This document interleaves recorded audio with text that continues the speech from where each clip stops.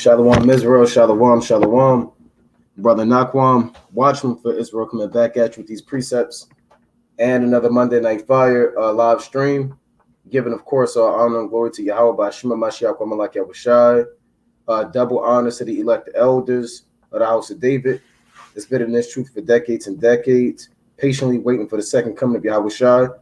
Hearty Shalom to you men, you mighty men of the Lord that go out there and do the work of the Most High, presenting your bodies as a living sacrifice, presenting your body as a living sacrifice, and doing all things for your elect's sake, pushing this truth and magnify the ministry. Shalom to all of the men of the Lord that may not be out there as of yet on the highways and byways, but they're working on it. They're getting built up in the spirit. They're praying, they're fasting, they're studying.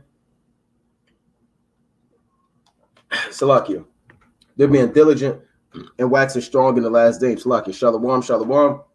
Shalom to all of the Aquath out there, holding it down in the households, reverencing their husbands, being submissive, being diligent, and moving in the spirit of Yahweh Bashima Mashiach Malak Yahushai and our righteous foremothers. Shalom to everybody tuning in live. It's Monday Night Fire. Tonight's topic, current events and end times. All right, current events and end times. Sometimes we'll do the current events. We'll try to do it. I usually do it bi-weekly. I might do a current events every 2 weeks. Sometimes every 3 weeks, and I let things build up. But it's lucky with the times that we living in and the amount of prophecy coming to pass, we can't just wait every 2 weeks. You may not have every 2 weeks, man. The way things are moving, we might not have every 3 weeks, man. Things are moving fast. Prophecies are unfolding every day. You have anomalies in the sky. You have earthquakes in strange places. You have the United States getting bombed by so-called Iranian forces. You understand? You got the infrastructure of America falling apart. You got tower collapses, bridge collapses. You got so-called false flag attacks and them killing police. They might blame it on Israel. It's a lot going on in the world, man. There's a lot of things that we want to get into tonight, and there's a lot of current events, and it's our job to go into these prophecies and go into the current events to keep brothers on their toes, to let them know what time that they're living in, right? And we always go to the book, and we're not going to stop going to 2nd Ezra 9, right? Let's go to 2nd Ezra chapter 9 and 1. I know a lot of brothers, they get mad at us. Why do you keep going to 2nd Ezra chapter 9? Well, you have to go to 2nd Ezra 9. I'm not going to go to Genesis chapter 2 and 3, man, and speak about the generations of the heavens and the earth, right? That's biblical and it's important, but for the times we living in, we have to go into these prophecies and measure the times, right? If we don't go into prophecies and measure the times, who else is going to do it? What are you going to turn on your ABC News? Is Al Roker, the weatherman, going to get on the screen and point out the prophecies after he does your weekly weather forecast? Is Biden going to get up there? And Biden's finished, right? If you've been looking at Biden, this guy, I don't think he's going to make it, But, we'll see. His mind is bad. He can't remember anything, right? So there's a lot going on in the earth. But I want to kick it off with 2nd Ezra chapter 9 and 1. It reads, "He answered me then and said, measure thou the time diligently in itself. And when thou seest part of the signs pass, which I have told thee before, then shalt thou understand that it is the very same time wherein the highest will begin to visit the world which he made." So the Lord, via the angel, is telling Ezra to measure the times diligently in itself. What does it mean to measure the times? It means to go into the prophecies, go into the current events, and make sure you know how close you are to the end of the world. That's what it means to measure the times. To be well aware of the times that you're living in.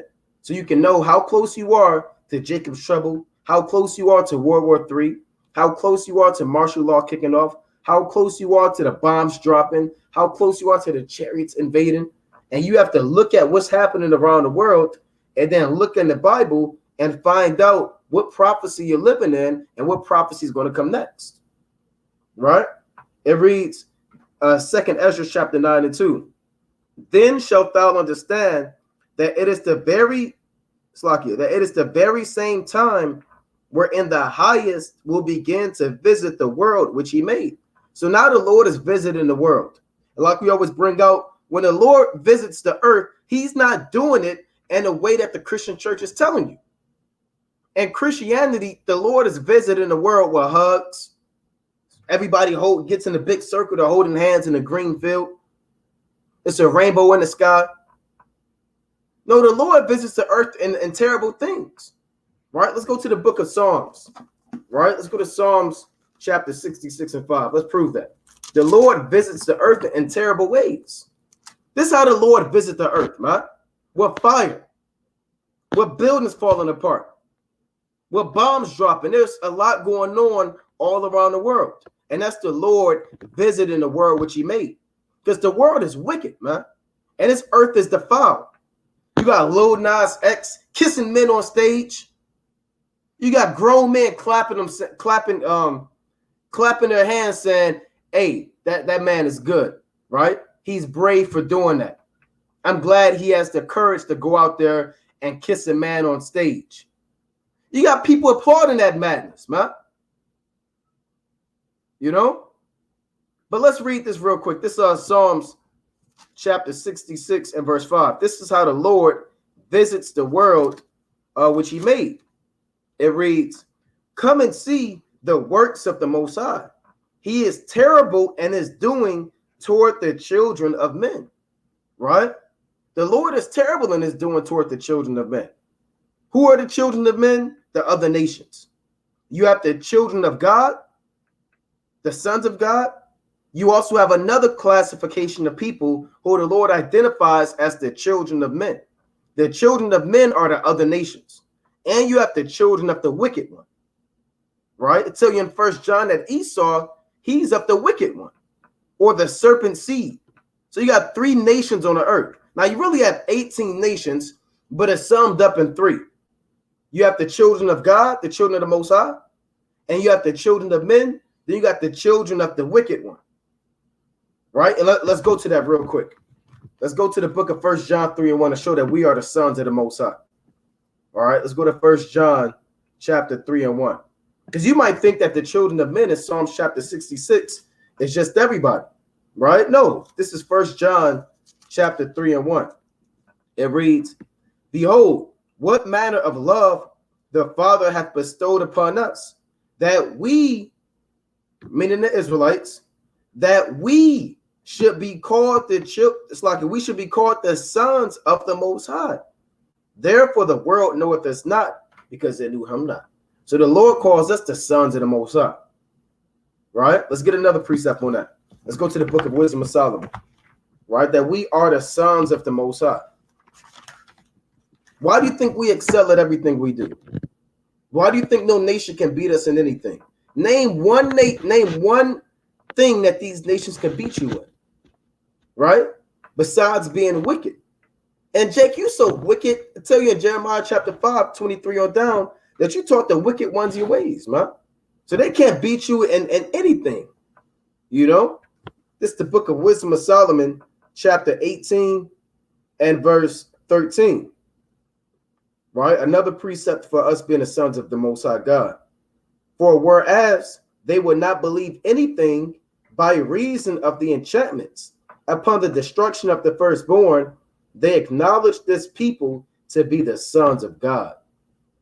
You see that? So even the Egyptians, they didn't believe the first 9 plagues, and they chalked it up to magic and enchantments and nature, right? And into madness and folly. But now what? When the Israelites left Egypt and all of the firstborn of man and beast were dead at midnight, they said these people have to be the sons of God. And that's how it's going to be in these last days.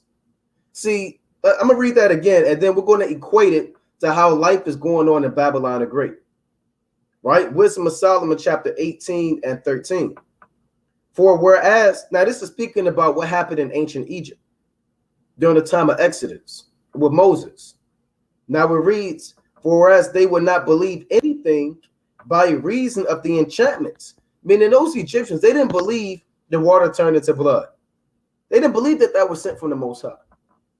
They didn't believe the frogs, the flies, the lice, the locusts, the plagues on the livestock. the boils, the hell mingle of fire, the darkness. They didn't believe none of that. They didn't believe those 9 plagues, right? They thought that it was enchantments, right? But it reads, upon the destruction of the firstborn, right? Meaning what? When the Lord killed the firstborn of man and beast, they acknowledged this people to be the sons of God. So right now, Esau, he's not believing that the Most High is sending wildfires. He's not believing that the Most High is the one sending destruction on the earth. He doesn't believe that the Lord is sending the earthquakes. He doesn't believe that the Lord is sending the missiles on the earth, right? But when the Most High began to send the chariots with fire and brimstone, they're finally going to have to acknowledge the world that we are the sons of the living God. And we're not the children of men. And we're not niggas. And we're not proverbs and bywords, Hispanics, and all of these different terms that they want to put on us to take us away from what the Most High called us. Now, in 2nd Ezra chapter 9, it reads that the Most High will begin to visit the world which he made. Who is he going to visit? The children of men. Now, you have Israelites who are supposed to believe in this truth and be called the sons of God. But what did the Lord say in Romans chapter 9? Not all of Israel is Israel, right? So you have other Israelites who are going to get the same judgment as the actual children of men, right? This is the book of Romans chapter 9 and verse 6. It reads, not as though the word of the Most High hath taken none effect, for they are not all Israel which are of Israel. You see that? They are not all Israel which are of Israel. So you can be a so-called Shalom King. Shalom. You could be a so-called Black, Hispanic, and Native American man and really not be Israel. You could be doing the same. That's what the Lord says. The Lord calls us Gentiles. He says, wherefore in time past, ye were Gentiles, according to the flesh. Why? Because the Israelites do the things as the Gentiles or as the children of men. Right? So let's go back to Psalms chapter 66 and 5. All right, let's read that. Let's go back to Psalms chapter 66 and verse 5. And they will begin to point to these current events happening around the world. This is really exciting times. I'm excited. You got blood moons. And we just had an earthquake in Maryland, man. And since I've been here, I've never seen an earthquake in Maryland. Now, they said they had one back in the day. Hey, I wasn't there. I don't recall that. But it is earthquakes, man. Oh, go ahead, King. I kind of slept through it. But I heard the one that was recently was nothing compared to the one that just happened. It was when I was in like 7th grade. Oh, you was in Maryland when it happened? It was kind of bad. Huh? You was in Maryland? Yeah. It was kind of bad, but hey, nonetheless, all these earthquakes that we see throughout the years is still prophecy. It don't matter if it was last year, 3 years ago. It's prophesied that there will be earthquakes. God. They say the sound messing up. Oh, Yardan, you on mute. I just muted it. Did you hear me before? Oh, you just muted it? Yeah. Okay, no, I don't know. They say that I think brothers were saying the sound was messing up. Right? But I want to get this in Psalm 66 and 5. Come and see the works of the Most High. He is terrible in his doing toward the children of men. So that's how the Most High visits the earth with terrible judgment. Let's go to Psalms chapter 65 and 5. Right? Let's go to Psalms chapter 65 and 5. It reads, it's like y'all can hear me. It gets a little glitchy from time to time. It's bad.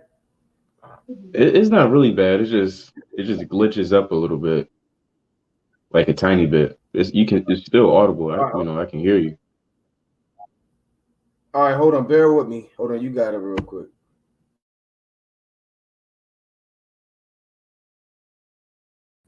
I'm bringing another precept. Huh?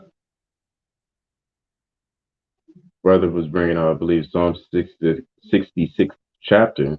In the 5th verse, I'm bringing out Job 31 and 3. It's very similar to the precept the brother's about to bring out. Is not destruction to the wicked and a strange punishment to the workers of iniquities, right? And that's facts. That's true, right? Destruction happens to the wicked.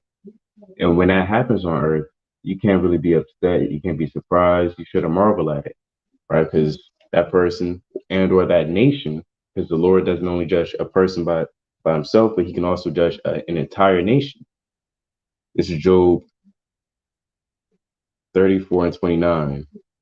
When he giveth quietness, who then can make trouble? And when he hideth his face, who then can behold him? Whether it be done against a nation or against a man only, right? But in this case, in these last days, we see a lot of destruction happening to the nations, right? Not what just happened recently, because all of this ties to the topic at hand, which is recent events. And I just seen on Twitter not too long ago, Iraq went through a major what is it? An outage, power outage.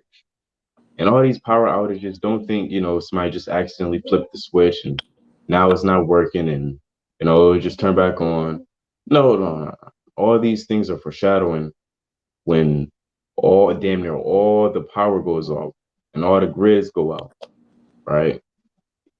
And so a lot of these power outages are just tests. It sounds like conspiracy theorists, it sounds like, some weird, funky stuff you read on Reddit. These things are facts. And a lot of people now, they throwing that term conspiracy theorists out the window because a lot of the conspiracy theories that people talked about back in the day, they see it all coming to light. It's all coming to fruition. So you got it. Khan, I want to go to Psalm chapter 65 and 5 real quick. Right, this is the book of Psalms. So I can bear with me. Does it sound better? John. All right, this Psalm chapter 65 and 5. It reads, by terrible things and righteousness without answerers, O God of our salvation, who art the confidence of all the ends of the earth, and of them that are afar off upon the sea. So what does that mean? It reads, by terrible things and righteousness without answerers. Because a lot of brothers, you praying to be delivered. You praying to make it out of here. You understand? You praying that the Most High destroy your enemies. Or now you just praying that this captivity is over with, man. You sick of your job. You sick of the damn murder by the police force. You sick of the damn captivity. And you just want out. But the Lord is answering your prayers by doing terrible things to the other nations. See, a lot of you Jakes, you want to be delivered, but you don't want destruction to your enemies. Well, you want to be delivered. You complaining about captivity, but then you complaining about the wildfires. It don't work like that. That's the Lord answering you by terrible things. It says by terrible things and righteousness without answer us. So all your questions about captivity, oppression, servitude, work, the curses, the Lord is going to answer you. But he's not going to answer and come down and just give you daffodils and pat you on the back. He's going to show you terrible things. He's going to show you droughts in the Pacific Northwest. He's going to show you bombs dropping and by Iran to the United States. He's going to show you UFOs and chariots in the sky. He's going to show you all hell breaking loose in these other countries. Explosions in England, towers collapses, bridges falling apart. These are the terrible things in the last days, and this is the Most High answering your prayers. A lot of brothers, you praying to the Most High, and the Lord is answering you right now, and you can't even acknowledge it. Damn towers and stuff is collapsing, and you saying, well, maybe that's just a bad architectural work. No, that's the Lord answering your prayer. He's killing the heathen, man. Bombs dropping from Iranian forces to U.S. bases in Syria, and that's the Lord answering your prayers. That's why you have to constantly keep throwing up these prayers. You can't stop. Then the Lord say the effectual fervent prayer of a righteous man availeth much. Right? Let's get that in the book of James. Right? Let's get that in the book of James. The Lord is answering your prayers by terrible things, man. Right? Let's go to that real quick. This James chapter 5. So I can bear with me. Right? This James chapter 5 and verse 16. Confess your faults one to another and pray one for another, that ye may be healed. The effectual fervent prayer of a righteous man availeth much. Now, what does the word fervent mean? The word fervent, it means to be on fire, right? I want to see if I can pull that up. That's what the word fervent means. Because you can have a prayer, you can have you can be praying, but you can be slothful in your prayer, right? You can be lazy, you can be half-stepping. The Lord said the effectual fervent prayer of a righteous man availeth much. So a brother that's constantly praying to be delivered, he's constantly praying. Hey, and we throw up curses on the heathen, man. We don't just pray for the vanity, man. We actually throw up prayers to destroy the heathen too. And a lot of brothers say you shouldn't do that. I don't like that. And a lot of brothers, you still got a soft spot for the heathen. Yeah, we're gonna throw up prayers that the Lord destroy the so-called white man. We know it's gonna happen anyway, but we still gonna do it. That's how bad we want this place to go down. We know it's going to be destroyed. You be like, well, why would you throw up the curse? It's going to be destroyed. It tells you that. Hey, look, we still going to do it, man. Right? Oh, go ahead, Yardan. I'm gonna pull this up in the Greek after you pull that up. This is Sirach 36, and I'm gonna jump down to this is verse 6,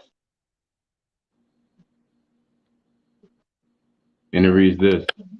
Now I'm gonna start at verse 3. Salakia. This is Sirach 36 and 3.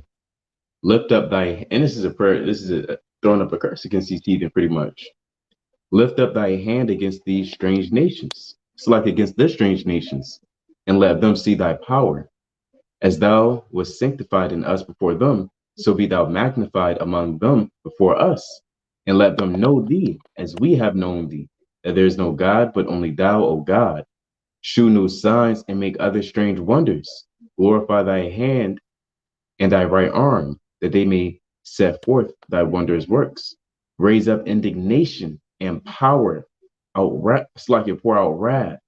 Take away the adversary and destroy the enemy. You know, and so the wise, our wise forefathers that wrote Sirach, they knew the heathen was going to be destroyed, right? They understood that, but you still seeing them, write this prayer.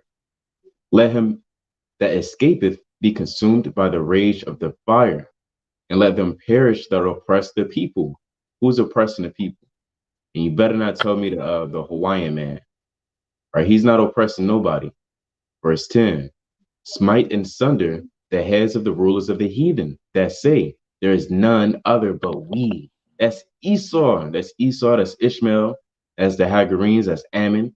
Gather all the tribes of Jacob together and inherit them as from the beginning. And it's the last verse, second from last. O Lord, have mercy upon the people that is called by thy name, and upon Israel, whom thou hast named thy firstborn. O be merciful unto Jerusalem, thy holy city, the place of thy rest. That's right. Now, was Sirach off? Did he go off? He said, destroy it. He said, take away the adversary and destroy the heathen. A lot of brothers might say he went off. He shouldn't have did that. He should have just prayed that he get delivered and let the Lord deal with the heathen. Leave it up to the Lord. It's not your place to say that, Sirach. Brothers be saying stuff like that. That's not your place to do that. Leave it up to the Lord. What makes you think that you can do that? Hey, look, Sirach, he'll get on you, man. Your man, his grandfather. Because that's when you read the prologue, that's a compilation of wisdom from his father, himself, and his grandfather. You know? And they'll get on you, man. Leave that up to the Lord. You know? But I want to get that, I want to see if I can pull that. I went to it in the Greek. This is the word fervent in the Greek. Right? So hopefully brothers can see the screen. I want to see if this can be shown. All right, can you see that, Yardan? God. See that? Now this word fervent is Zeo, right? Let's see if we can play this. G2204. Zeo. See that? Zeo. Now it says to boil with heat, be hot. And this is the fervent, the effectual fervent prayer. A brother that's boiling with heat. You know, you watch them cartoons and the damn ears be steaming because they be so mad and so on fire, right? You hear the kettle kind of on the damn stove. That's how brothers should be praying. It says, used in boiling anger or love or zeal for what is good or bad. So your prayer should be in boiling anger, mad as hell that you in captivity. But the Lord is going to answer you by terrible things in righteousness without answerers. Right? Fervent in spirit, said of zeal, what is good. Right? Now here's the first thing we want to touch on with the current events. That is from June 23rd, right, a few days ago. Canada unveils plans to make online hate speech a crime. You see that? Slakia, let me Yardan, you can see that, right? Con. All right. Canada unveils plans to make online hate speech a crime. Now, a lot of the channels are only shut down. We had the channel shut down for two reasons. The first one was hate speech, the old Adam Abbott channel, and the Cold Cut channel got shut down, but the Lord resurrected it. But that was via medical medical misinformation. You can't talk about the poison that they put in your body, or it's medical misinformation, right? Now, a lot of brothers, not just WFI, rather that's Sakari, Great Millstone, whatever congregation, HOY, SOT, different brothers, their channels are shut down because of hate speech. You know, us bringing out the knowledge of Yahweh while Yahweh Shai, they call this hate speech, telling the so-called white man he's going into slavery. That's the truth, right? Let me get Amos chapter 5 real quick. Now, a lot of this stuff, it may start in Canada, but I'm led to believe it's going to come to America, right? Let's go to Amos chapter 5 and verse 10. Right, let's read that real quick. This Amos 5 and 10. They hate him that rebuketh in the gate. They abhor him that speaketh uprightly. So the Lord says we speak uprightly. They might shut the channel right now. I mean, shut it down right now. Here they go again. If we say you can't be a homosexual, that's hate speech. Right? If we tell a woman, hey, you can't be over the man, that's hate speech. What else? If you say that the so-called white man is going to slavery, and the Bible says it, and the so-called white man swears in on the Bible, but this is a hypocritical society. So the Lord said they hate him that rebuketh in the gate. Who's rebuking in the gate? The servants of the Lord. What is rebuke? Correction. Telling the society, if you don't get your spirit right, which they're not going to do, they're going to be destroyed. Now, the Lord also said they abhor him that speaketh uprightly. The Lord says we speak uprightly, but to the so-called white man, he calls it hate speech. You see that? Let me get this precept real quick. Let's go to the book. And we're going to go into this article, right, and go into it. But these are the foreshadowing of things to come. Now, this stuff is happening in Canada, and don't be surprised if it comes to America. Because all of these nations, Canada, America, the EU, these Western powers, they share political viewpoints. And a lot of times they agree on the same thing. So Canada may just be the forerunner to get this thing started. Now, right now, it's kind of frowned upon, but eventually it's going to lead to a crime, which may lead to massive persecution. Let me bring this up real. You got a precept, y'all done? All right, let me bring this up. This is the book of Isaiah, chapter 59. I believe that's what I want. And let's see. Bear with me 1 second. 15. I'll start at 14. This Isaiah chapter 59 and 14. And judgment is turned away backward, and justice standeth afar off. For truth is fallen in the street, and equity cannot enter. Meaning there's no truth in America. Everything is built off of deception and lies. Yea, truth faileth, and he that departeth from evil maketh himself a prey. And the Lord saw it, and it displeased him that there was no judgment. So the Lord said, this society is so wicked. If you depart from evil, you make yourself a prey. What does that mean? If you speak up against the injustice in America and keep the truth, then people would then devour you, man. People will beat you up, literally. They'll fight you. Now you become a prey. You know how you got the food chain, got the predators, the lions and the tigers. And hey, look, that's how the people turn to us when we speak the truth. And the Lord sees these things, right? It says, yeah, I'm going to read it again. Isaiah 59:15. Yea, truth faileth, and he that departeth from evil maketh himself a prey. That happens in your family. You might say, I'm not celebrating Christmas. Now you become a prey.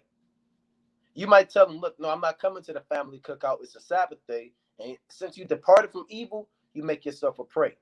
You might speak up against the corrupt Babylonian wicked system, and then you make yourself a prey. And the Lord saw it, and it displeased him that there was no judgment. You see that? Now, let's go on in this article real quick. All right, you can see these I got signs. a quick precept Oh, too. go ahead, King. To land me back. This is Jeremiah 26:8. And it reads this.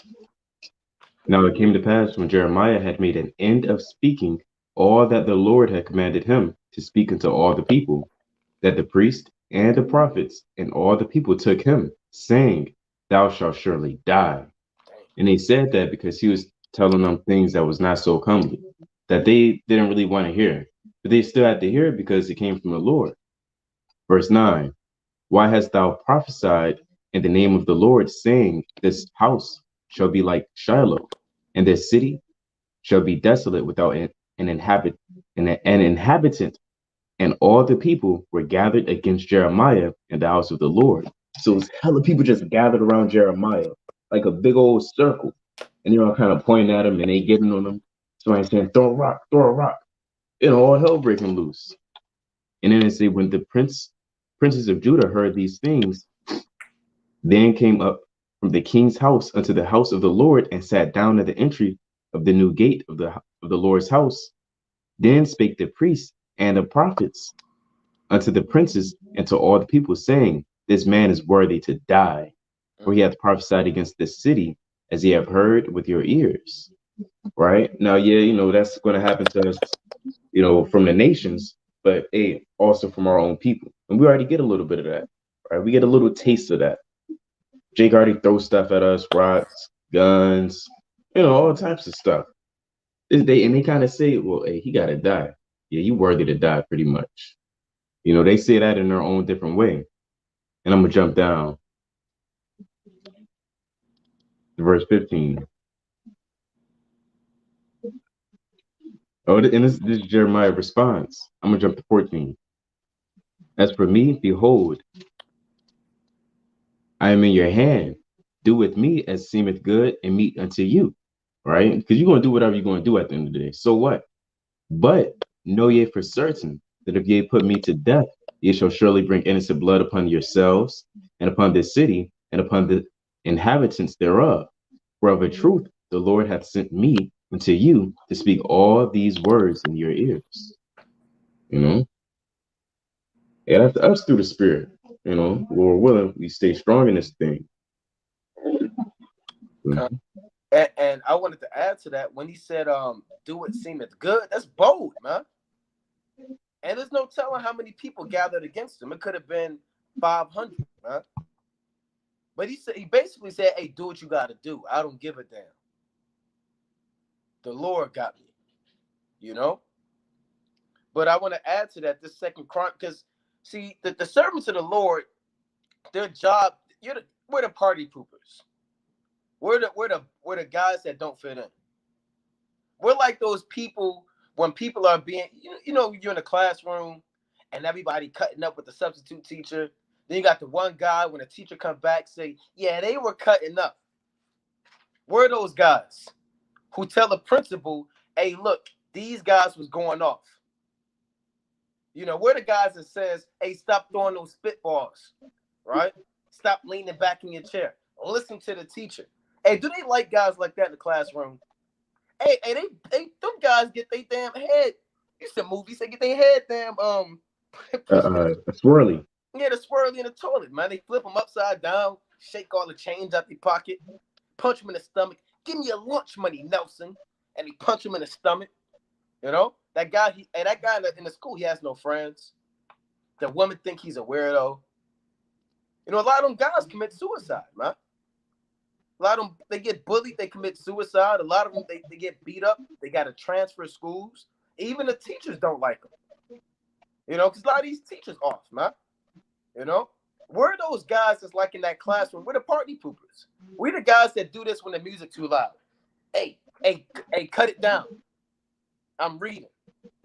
We the guys that say, you peek through some trash out. Hey, pick that up, man. No littering. Nobody likes those guys in the world, man.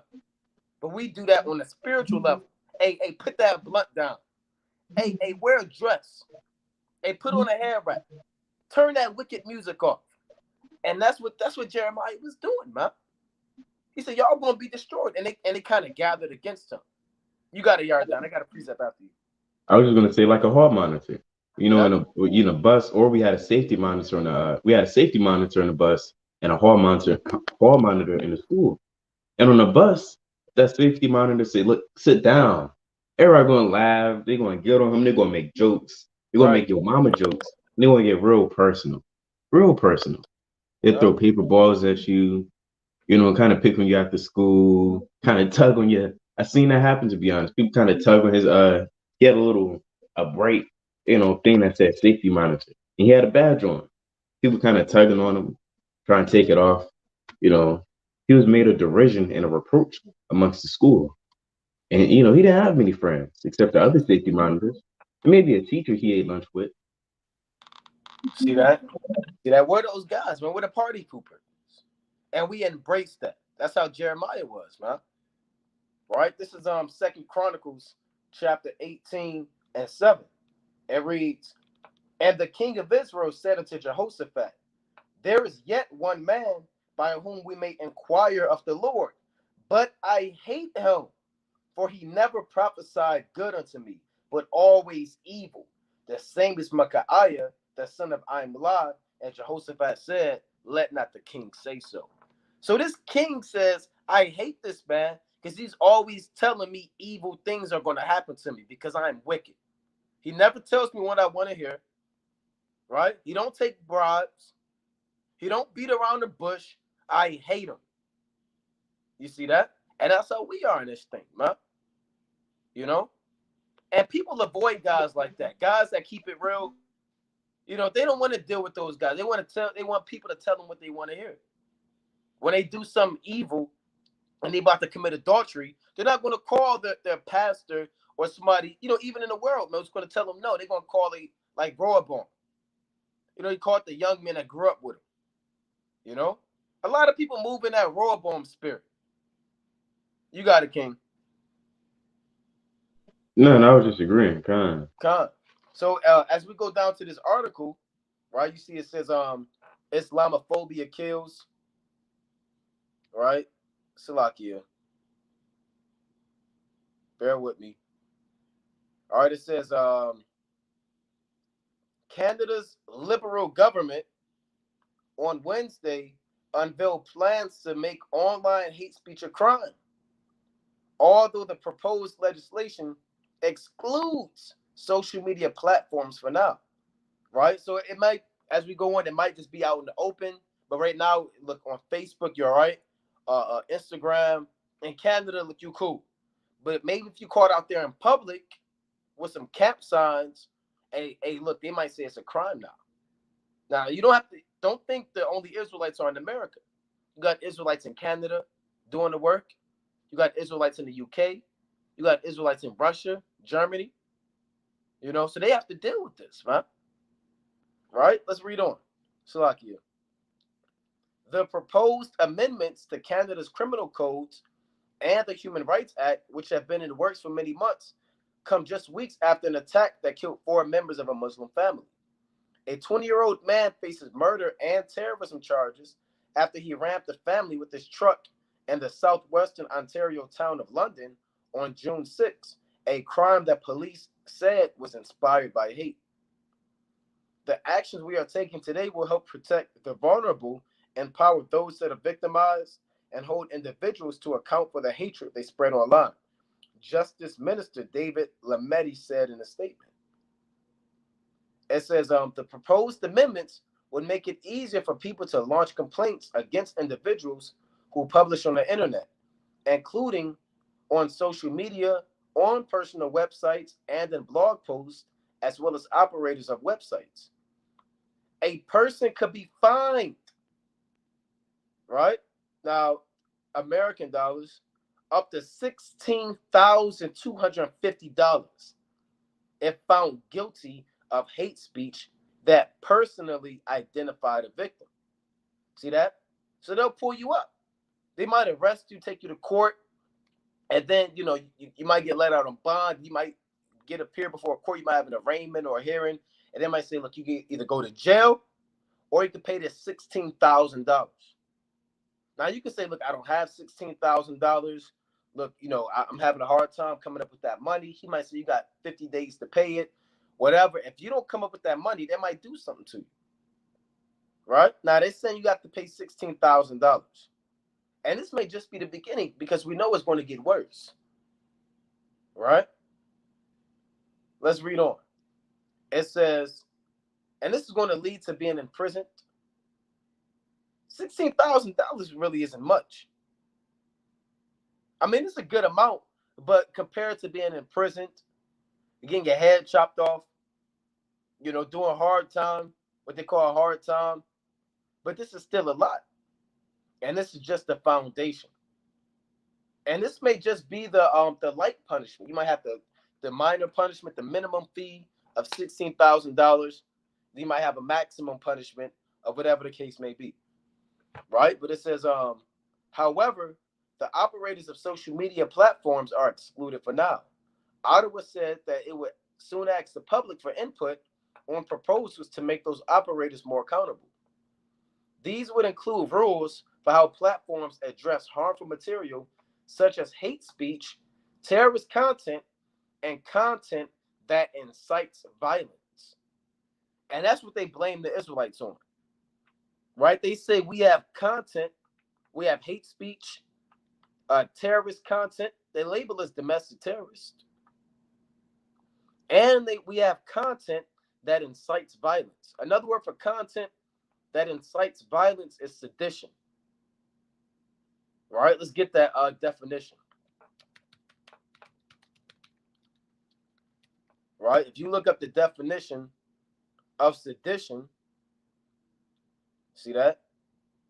Conduct or speech inciting people to rebel against the authority of a state or a monarch. Right? So this is the label or the crime that they charge the Apostle Paul with. They charge the Yahushua with. And we know that they're going to charge the servants of the Lord with sedition. And this is already moving into effect in Canada, with them actually putting it out there saying that you're going to be jammed up if you have content that incites violence. Let's go to Acts chapter 24. All right, let's go to the book of Acts chapter 24. And all of this is what? Leading up to the famine of the word. All right, Acts chapter 24 and 5. It reads, now these are the accusations against Paul. Actually, I'm going to start at 4. This is the book of Acts, chapter 24 and 4. Notwithstanding that I be not further tedious unto thee, I pray thee that thou wouldest hear of thy clemency a few words. For we have found this man a pestilent fellow. So they call Paul a pestilent fellow, and a mover of sedition among all the Jews throughout the world, and a ringleader of the sect of the Nazarenes. So they call Paul the pestilent fellow. And he said that he was a mover of sedition. So what does that mean? They charged Paul with content when he was teaching that incited violence. Right? That's what they said. And all Paul was doing was breaking down the scriptures. But the false accusation was, anytime, a lot of times when you go out there and teach, all hell break loose. Maybe a riot, gunshots, police show up. SWAT cars. We've seen fire trucks show up. Fire trucks showed up to camp. You know, damn mayor might come out. You know, Yeah. hey, we teaching at the White House next week. I want Biden to come out and say, keep it down. I want him to come out, and then you got the secret security with him, and he got his hand in our face. He got his hand in his face. Hey, they're going to charge us with sedition, man. Then Biden, he try to pull the scripture. Then we pull the scripture. Hey, and he can't remember nothing. He get dizzy. They got to get him out of there. And you know, Eagle Boy's gonna be out there. Oh, yeah. They're soldiers. What do they call them? You know, the militants on the right hand side in America. What do they call them? Those Republicans on the right hand side, the militias. I can't think, extremists. Yeah, the extremists. I thought they had another term, but yeah, it's gonna be a lot of right winged extremists out there. You know, the Proud Boys. That's one of them. God. Right. You know, they're gonna be patrolling the cities and streets, thinking they're the police, and a lot of them are already police. But you know, the point is, you're gonna have a lot of people who's gonna be against this. And I got a precept through the spirit real quick, and that's the spirit because I was literally looking up this verse earlier today. This Acts 23:12, and it reads this.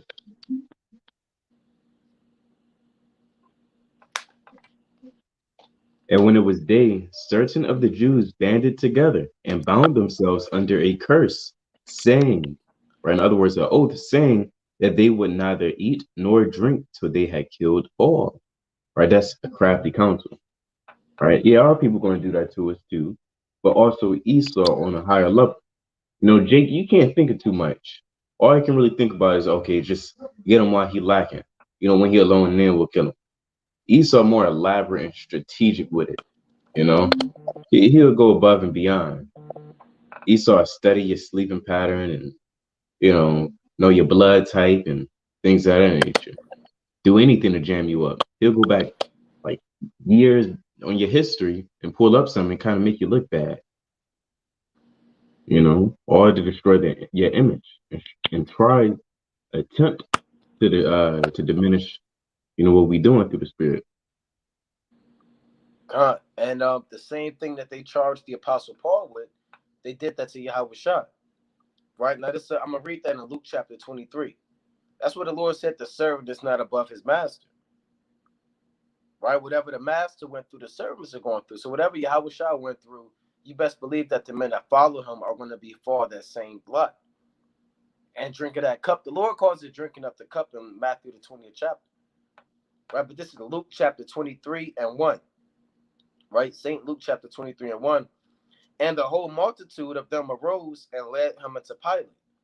And they began to accuse him, meaning accuse Yahweh Shah, saying, we found this fellow perverting the nation and forbidding to give tribute to Caesar, saying that he himself is Hamashiach the king.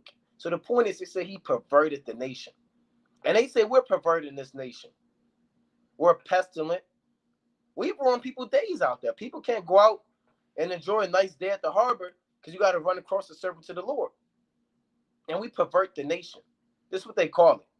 All we doing is out there bringing the light to the world and letting the world know about the prophecies of the scriptures and that we have to come back to the Most High. But the same thing that Yahweh Shah was charged with perverting the nation is equivalent to modern day sedition.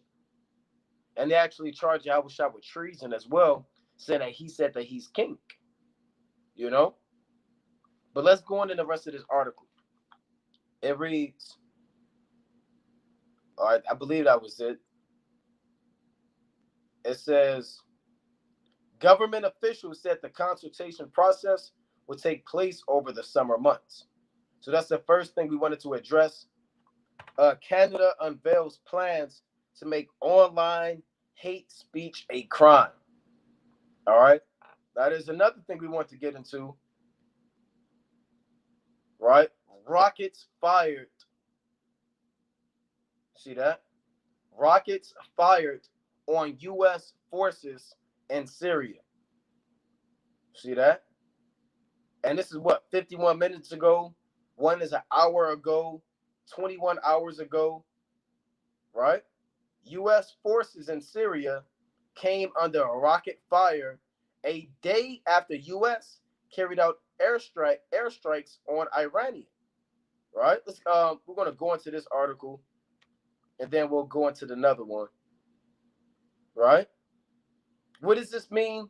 You got World War III escalating. You got the famine of the word kicking off, and we have to make sure we're constantly watching these prophecies.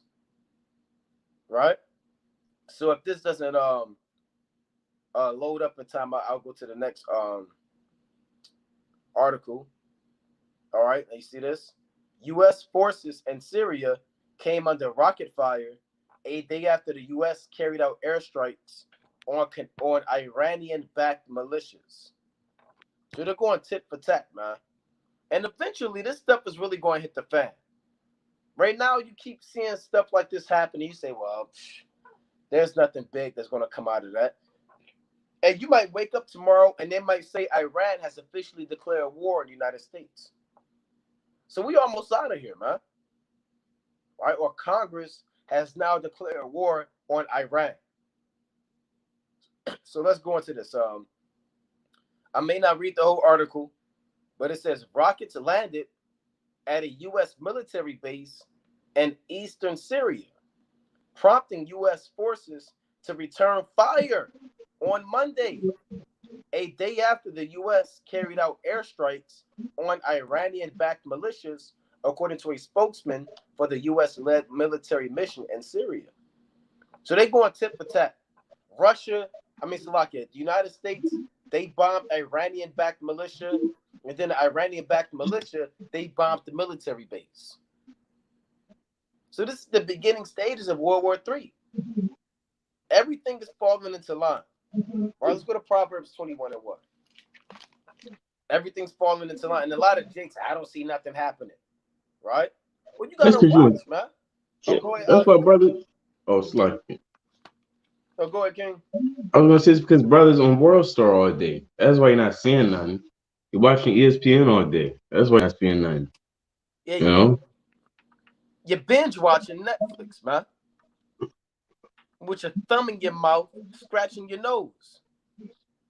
All right? You got to get into this thing, man. Right? This is the book of Proverbs, chapter 21 and 1. The king's heart is in the hand of the Lord. As the rivers of water, he turneth it whithersoever he will. Meaning what? The Lord is running the show. These kings, these prime ministers, these presidents, their mind is being controlled by the Lord. So the Lord is having these different people or these different nations lead themselves down the road of perdition of World War III. Right? Let's go to the book of Isaiah chapter 30. This Isaiah chapter 30 and verse 28. Isaiah chapter 30 and 28. And his breath as an overflowing stream shall reach to the midst of the neck, to sift the nations with the sieve of vanity.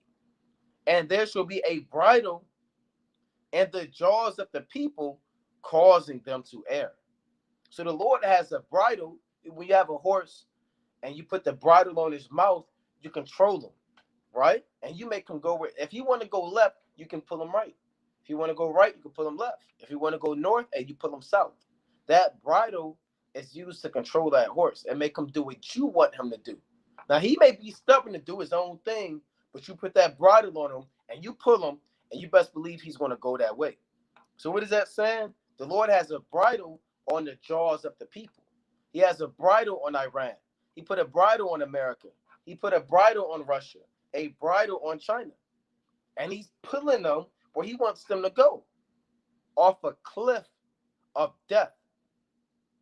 That's why it says there should be a bridle in the people, causing them to err, meaning make wrong judgments, bomb each other, kill each other, man.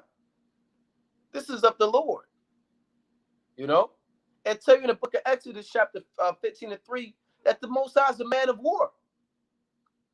So any war that's happening, whether that's a spiritual war or whether that's a physical war, is being determined by the councils of the Most High. Right? So let's read on in this article.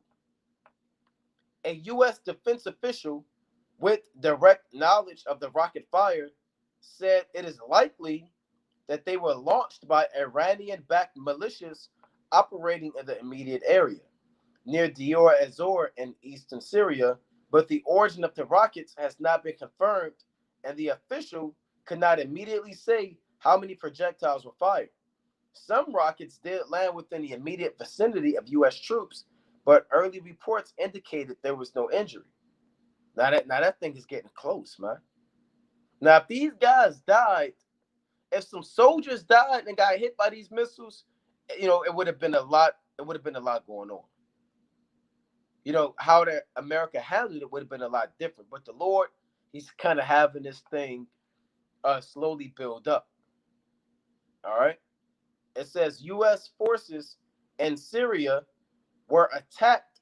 Now, this just happened. It's not like this happened last week. This literally just transpired. U.S. forces in Syria were attacked by multiple rockets. There are no injuries and damage and being assessed. Colonel Wayne Morato, a spokesman of the U.S.-led militia in Syria, tweeted. Morato later added in the second tweet that U.S. forces in Syria, while under multiple rocket attack, acted in self-defense and conducted counter-battery artillery fire at rocket launching positions. So they're going back and forth, man. Right? They're going back and forth. Now, hopefully, these missiles continue to fly and actually a building gets bombed on, man. And they have a right to bomb America. First of all, America's all in a damn backyard. America has military bases everywhere.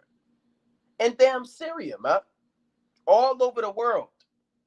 I'm going to find a map of all of the military bases in America, and these countries got a right to be mad. That's like you got a backyard, and I kind of just build a damn my garage, extra garage or a house right in your backyard. And I say, hey, look, you got to deal with it. Now, if you start trying to attack me with my extra house in your backyard, and I get mad at you, hey, look, hey, you can say, look, why are you mad? You built this in my backyard. And I can say, well, look, this land is my land. I can do what I want to do. And that's what America's been doing for centuries. Going in other people's lands, building houses in their backyard, and getting mad when these people are defending themselves. Let's go to the book of Habakkuk, the second chapter. Right? Let's go to the book of Habakkuk. Because the Lord says, since thou hast spoiled many nations, the remnant of the nations shall spoil thee. Right? Let's get that real quick. This is the book of Habakkuk, chapter 2, and verse. Let's start at. Oh, man, this chapter is mean. Hey, this is a fire chapter right here, man. I'm not going to read the whole chapter. But Habakkuk, chapter 2 and 7. It's talking about America or Esau. Now, you can say, I don't see America in there. Show me where it says Esau. It don't have to say Esau in the Bible for you to understand that it's talking about the so-called white man. You got to open this thing in the spirit, man. You got to let the spirit sup with you and work with you. And a lot of people can't even receive things like Habakkuk, the second chapter, because the spirit isn't inclined with the words of the Most High. So when you tell them it's talking about the so-called white man, they want to literally see the word white man in there. You're not going to find white man in the Bible. But based off of the traits of being what's being described, we know through process of elimination and through spiritual discernment that this fits nobody else other than the so-called white man, Esau, mainly here in America. So let's read that. Habakkuk chapter 2 and verse 7. It reads, I'll start at 5. I'll start at 5. Right? This is the book of Habakkuk, chapter 2 and verse 5. Right? It reads, yea, also because he transgresseth by wine, He is a proud man, neither keepeth at home, who enlargeth his desire as hell, and is as death, and cannot be satisfied, but gathereth unto him all nations, and heapeth unto him all people. Meaning the so-called white man, he's everywhere, right? He transgressed by wine, meaning he sins with his democracy, his Christianity, and his religion, and neither keepeth at home. Because he's not content with the land that he stole from Gad and Reuben and the rest of the tribes. He's not content with fighting and taking out the British and the Revolutionary War. He's not content with annexing the damn middle portion of America with the Louisiana Purchase. He's not content with defeating Spain and getting more colonies. He's not content with manifest destiny, right? If you don't know manifest destiny, it's the concept of the so-called white man claiming that he had the God-given right to take America from the East Coast to the West Coast. You know, he's not content with that. Now he has to go to China. Now he has to build military bases in Syria. Now he's in Japan. Now he's in South Korea. He's in Africa. This devil, he does not stay at home. What did the Lord say? Go to America. The Lord gave Esau Mount Seir. That's the land that the Lord gave this man. He didn't give him Europe. He didn't give him America. He didn't give him damn France. He didn't give him China. He gave him Mount Seir. But the so-called white man, he said, no, I don't care. I don't care about the boundaries that the Lord gave me. I'm going to do my own thing. And I'm going to take what I want to take. And if the Most High get mad at me, you're going to have to see me in the last days. Right?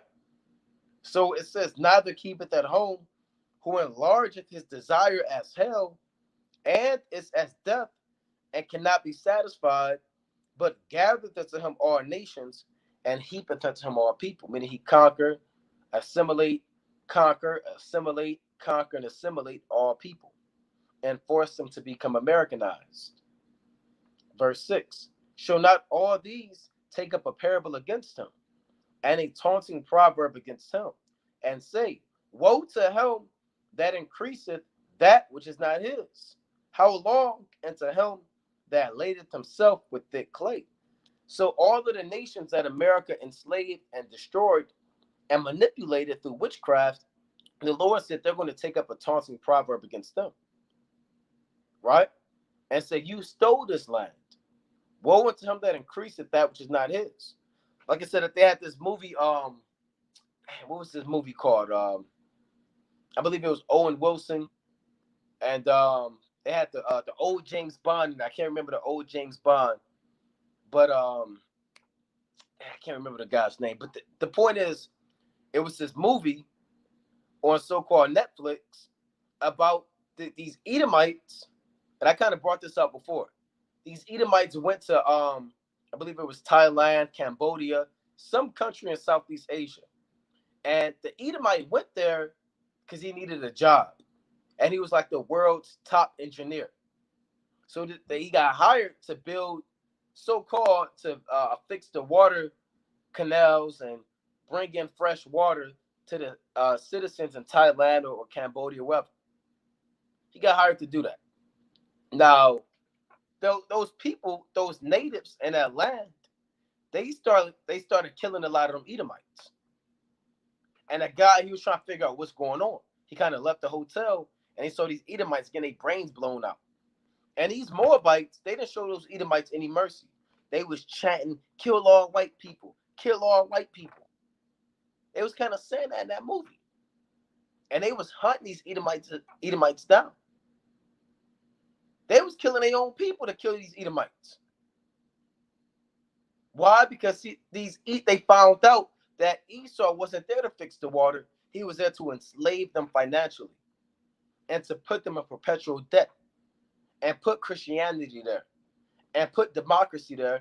And those people said, no, we're not going to be forced to drink of the wine of America. We're going to kill you. That's what Habakkuk chapter 2 is talking about. And verse 6, when it reads, shall not all these take up a parable against him, and a taunting proverb against them. Meaning these nations who America once thought that they can manipulate and control, they're going to start fighting back. That's what the Lord said in Joel chapter 3 and 9 on down. Let the weak say, I am strong. Because these weak, inferior, so-called third world countries are now acquiring military capabilities where they can actually go toe-to-toe with America on the battlefield and actually come up victorious. And now they got the right to talk because they got missiles too. You know? They have ICBM missiles just like America. They have weapons of mass destruction just like the so-called white men. So they're going to do a lot of talking too. Right? Verse 7. Shall they not rise up suddenly that shall bite thee? And these countries are rising up. Iran is rising up and biting America with missiles. We're reading it right now. What's happening right now? Right? That's why I'm going to actually jump up in this chapter. Now, this is verse 3. Right? Check this out. This is Habakkuk chapter 2 and 3. For the vision is yet for an appointed time, but at the end it shall speak and not lie. Though it tarry, wait for it, because it will surely come, it will not tarry. So the Lord said these visions are for an appointed time. Everything we're reading about America and these third world countries and these other countries rising up against America, during the time of Habakkuk, it wasn't time for that to be fulfilled. That's what the Lord said. The vision is yet for an appointed time, but at the end it shall speak. And this is the end. And this vision is speaking. And it's not lying, because you see it happening right now. It's up on your screen. The Lord said, though it tarry, wait for it, it will surely come and not tarry. Right? So let's go back to Habakkuk chapter 2 and 7. Shall they not rise up suddenly that shall bite thee, and awake that shall vex thee, and thou shalt be for booties unto them? Because thou hast spoiled many nations. All the remnant of the people shall spoil thee, because of men's blood, and for the violence of the land, of the city, and of all that dwell therein. You see that? So the Lord said America is going to be destroyed for all of the violence that they put out on the earth. Right? And when World War III kick off, Iran is going to defeat America. And they're going to be back with Russia and back with China to take this wicked, filthy kingdom down. Let's go to Jeremiah chapter 50 and 22. Right? Let's go to the book of Jeremiah. Let's get another precept on that. Right? Let's go to the book of Jeremiah. Slack it, bear with me. Chapter 50. Salakia. Gotta get Yara down in there.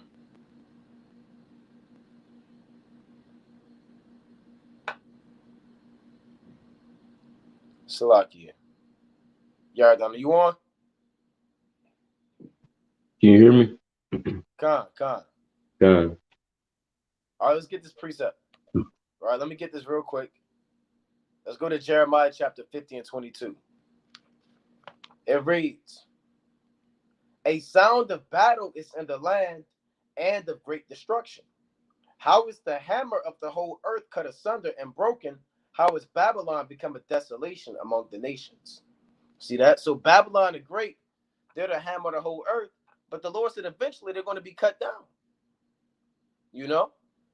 Via Russia, Iran, China, all these nations that America polluted and robbed, they're going to rise up to destroy this place. And you're looking at the beginning stages of it now. U.S. being bombed by Iranian-backed forces. And we're really hoping this leads to World War III. I'm hoping this doesn't go away anytime soon. I'm hoping that this thing doesn't die down, right? Let's go to the Jerusalem Post. Right, we'll see the same thing. Pro-Iranian forces claim they shelled Americans in Syria. And America kind of replied. Right? And they kind of, see that? See that right there? And they kind of replied, and they're dropping bombs too. So we're going to wait and see and wait till this thing plays out. Right? They're bombing each other right now. Right now, Russia is bombing Iran. Slovakia. Russia is Slovakia. Iran is bombing America, and America is bombing Iran. Right? That's happening right now. I'm waiting on the bombs to drop. It's happening, but it's not really the ICBM missiles yet. Missiles are falling, but it's not on a level that we want it to be on yet. But these things can escalate, man. Iran might send a bomb and just destroy them some embassy, man. This thing is heating up. Now, Slaki, the next thing, hold on, I'm gonna pull this up, Yardan. Slaki, bear with me. I gotta put this article up. You got it. God, we can slowly but surely see the Lord shaking his fig tree, right? In other words, these missiles are falling on these other nations, right? But in the last days, right, on the final, few seconds on the clock, it's going to get 10 times worse, of course. Pull up the precept. It'll be 10 times worse. A lot of people was marveling at them who's those missiles being shot at Iran. It was Israel shooting missiles at which country was that? Palestine. All right, this is getting blown to smithereens. Let me pull up the precept. But imagine that all over the world in America. You see a missile just shoot down. This is Revelation. Bear with me.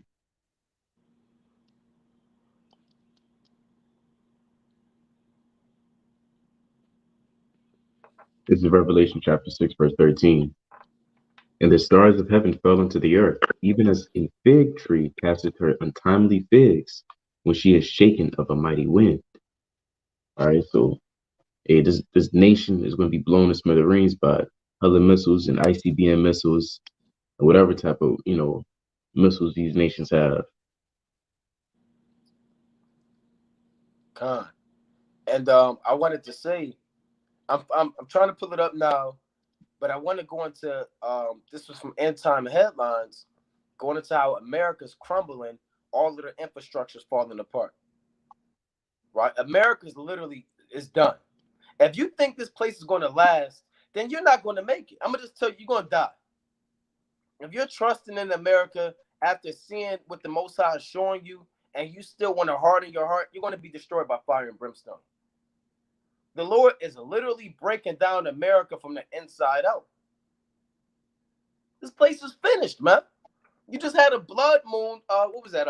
About 4 days ago, man. See, Esau, he want to stop calling it the blood moon. Now he coming up with these different names: a flower moon, strawberry moon, right? It's a damn tulip moon. Because he doesn't want to acknowledge the fact that these blood moons are biblical. You got earthquakes. All of the prophecies that are written are happening fast. And Jake, you still smoking a blunt. If you still smoking a blunt and you don't put it down, you're not going to make it. If you're a sister, you still don't want to put on a dress and a hair wrap, you're going to be cut down in the land of the living. If you slothful, if you lukewarm, if you half-stepping, your days are numbered. The Lord said in the book of Luke, the first chapter, the Lord is coming to make ready a people prepared for the Lord. A lot of people aren't prepared for the Lord, man. You still kind of trust in the system. You hoping this society continue for a few more years. You still want to get your doctorate, right? You still want to make it. So I want to find this place. Your heart not right, man. Your mind is still in America. Let me get this precept real quick, Salaki and Judges. Didn't the woman tell Samson that? How can thou say thy love me when thy heart is not with me? Right? This is the book of Judges, chapter 16 and verse 15. And she said unto him, how canst thou say I love thee when thine heart is not with me? See, that a lot of people, you say you love the Lord, but your heart not really with the Lord. You say you want America destroyed, but your heart really don't feel that. You know, if it was up to Jake, they would rather have to watch the one more NBA Finals than leave America. If you left it in the hands of Jake, we'll still be here to watch the finals, the Olympics. You know, they hoping World War III don't kick off because they want to see who's going to win the damn championship. So it says, "How can you say you? How can thou say thou lovest me?" Paraphrasing, when thy heart is not with me, thou hast mocked me these 3 times, and hast not told me wherein thy great strength lieth. See that? And a lot of people mocking the Most High, man. All right. You got it, Yardan. I'm still pulling this up. Time. Yeah, a lot of JC like being here secretly. They like it. You can see that in the scriptures as well. Whenever they tried to stop the prophets from teaching, that means they like the condition they were in, they like the society. You know, for an example, you had Alexander the Coppersmith. Let me pull him up real quick. Paul was messing up his money and his flow. Like a year ago.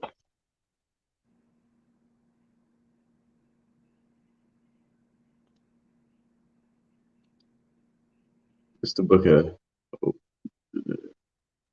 Go ahead.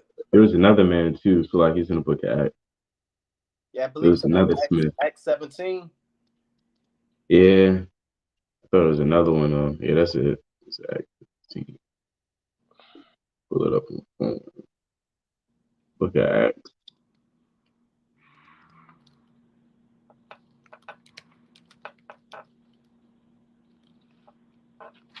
Right. So this place is crumbling, man. Right. Well, Here y'all it now goes. look for that precept. It's Acts 19. This is the one I wanted. This Acts 19 and 21. After these things where Paul proposed in the Spirit, when he had passed through Macedonia and Achaia, to go to Jerusalem, saying, after I have been there, I must also see Rome. So he sent into Macedonia 2 of them that ministered unto them, like unto him, Timotheus and Erastus. But he himself stayed in Asia for a season. And at the same time there arose no small stir about that way. For a certain man named Demetrius, a silversmith, which made silver shrines for Diana, brought no small gain unto the craftsmen, whom he called together, said the worksmen, Slacky, who said, Slacky, whom he called together with the workmen of like occupation, and said, Sirs, ye know that by this craft we have our wealth, right? This is how we get our money. Moreover, ye see and hear that not alone at Ephesus, but also throughout all Asia, this Paul hath persuaded and turned away much people, saying that they be no gods which are made with hands. So Paul was disrupting their flow of money. He's telling them all throughout Asia, Which is on the south side of the pretty much all throughout the land. Hey, these false gods are not real. You need to ditch your idols, burn them and throw them away. You know, and the people that was upset at that, they liked the place that they were in. You know, all the time back to the point. A lot of these jakes, if it was in their hands, America lasts for 400 more years, 700 more years. But I digress because I want to finish verse 27. So that not only this our crafts is in danger to be set at naught, but also that the temple of the great goddess Diana should be despised, and her magnificence should be destroyed, whom all Asia and the world worshipeth. And when they heard these sayings, they were full of wrath and cried out, saying, Great is Diana of the Ephesians. And that's wicked, man. They screaming, Great is Diana. Instead of saying, how much man was shot? They saying, Great is Diana. So if it was in the hands of these jakes, we'll be here 10 times longer in captivity. Right. I talked to Jake last week. He said, I'm not in hell. That brother was going off. He had spirits on him. He said, "Look, I'm not in hell. Get the white man. I'm in my heaven. I'm chilling. He don't do nothing to me." He said, "I'm a god." Jake was bugged out. All less thing. If it was up to him, he would want to be here even longer. He said, "I'm in my heaven. I'm gonna get a Bugatti this week, and then I'm gonna get my watch, my Rolex next week, something like that." See that? So can you hear me? Gone. So his mind is bad, right? He has he's off, man. Right? Now I wanted to get this real quick. I wasn't able to find what I was actually looking for, right, about that article. But bear with me 1 second. Now I'm sure brothers are well aware. I'll just have to show it on the screen like this.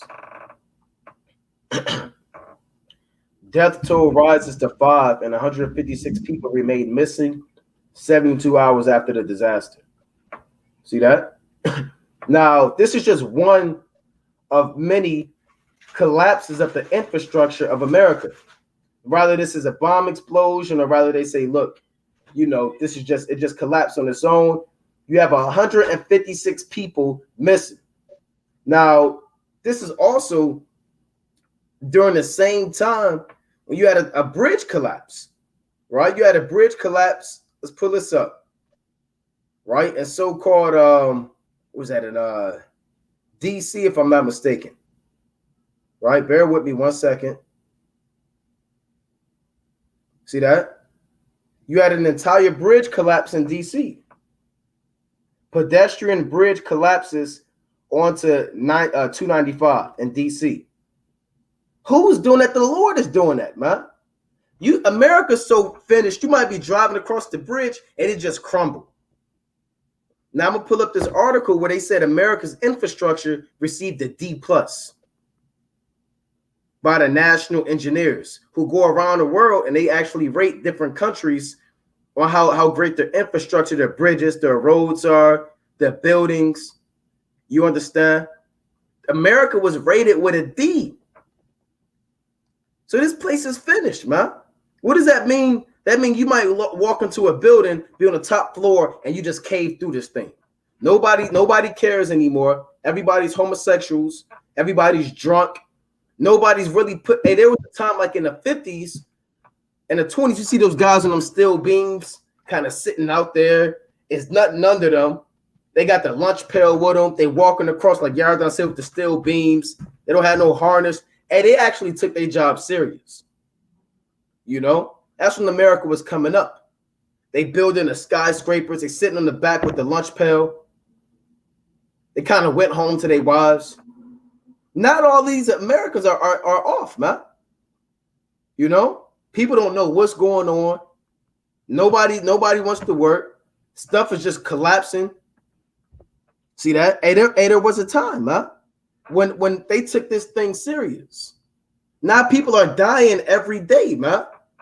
This place is crumbling, right? You had the Miami condo collapse, right? We just went into that. Now all of a sudden, you got Biden. Now he want to do an infrastructure cleanup. You can't clean this place up. You can't fix it. He wants to fix America. Let's go to Malachi chapter 1. They shall build, but I will throw down. Right? Let's go to Malachi 1. This place is finished, man. Let's go to Malachi, the first chapter, and let's read. Let's just get straight to the point. Right? It's Malachi chapter 1 and 4. It reads, now it's like, whereas Edom saith, we are impoverished, but we will return and build the desolate places. Thus saith the Lord of hosts, they shall build, but I will throw down, and they shall call them the border of wickedness, and the people against whom the Lord hath indignation forever. So they're trying to build, but the Lord is throwing it down. Now there are certain, you might be driving and see a construction project. It's been there for 3 years. Nobody fixed it. The damn people left the forklift out there. It looked like a damn ghost town, man. You see cranes out there, abandoned, the Caterpillar, big piles of dirt. It's been there for 4 years. Nobody's there. Nobody's building anything. The bridges are shut down. the interstates are finished. So and that happened to ancient Rome. So like at one point, ancient Rome, the infrastructure was falling apart, man. Nobody had money to fix the roads. They couldn't fix the housing. The currency got devalued. You got it, King. No, I was gonna make a small point. Yeah. About the roads. It's terrible. Yeah, so now Both cities, boy, King, Slucky. roads built in cities is all terrible. It's waxing worse. And a civilization can only last so long, in this earthly realm, on this side of the earth. It can only last so long. A Right. street can only last so long, a building can only last so long, your car can only last so long. Everything can only last so long. And so you gotta keep building it up. But it's all in vain because the Lord said he's gonna throw it down. Khan. Shalom, King. Shalom. Shalom, Yahabashim, Yahushua, brother Thumb. Yabba Shima Mashak Yabba. Hey, I seen a video with a sinkhole. A sinkhole swallowed up a car, man. So this is the book of Isaiah, chapter 14 and verse 9. Isaiah 14 and 9. Hell from beneath is moved to meet thee at thy coming, and stirreth up the dead for thee, even all the chief ones of the earth, that raised up their thrones, all the kings of the nations. So this is about the downfall of America. And they shall speak and say to thee, art thou also become weak as we? Art thou become like unto us? So, hey, all of America falling apart is just like a third world country. Right? They look at the tower collapse, and people in Somalia saying, what do you like us now? These things happen over here. And America's going to turn to a third world country. It's going to turn to that. No food, big bellies. You see them Christians with big bellies and the thighs and the thin arms. That's these Americans are going to be looking, man. Just sitting up there and the damn eye looking all droopy. I said these Babylonians are going to start to look. All right. Can brothers hear me? John, you was breaking up a little bit. I mean, I understood what you were saying, but you was breaking up. Mm-hmm.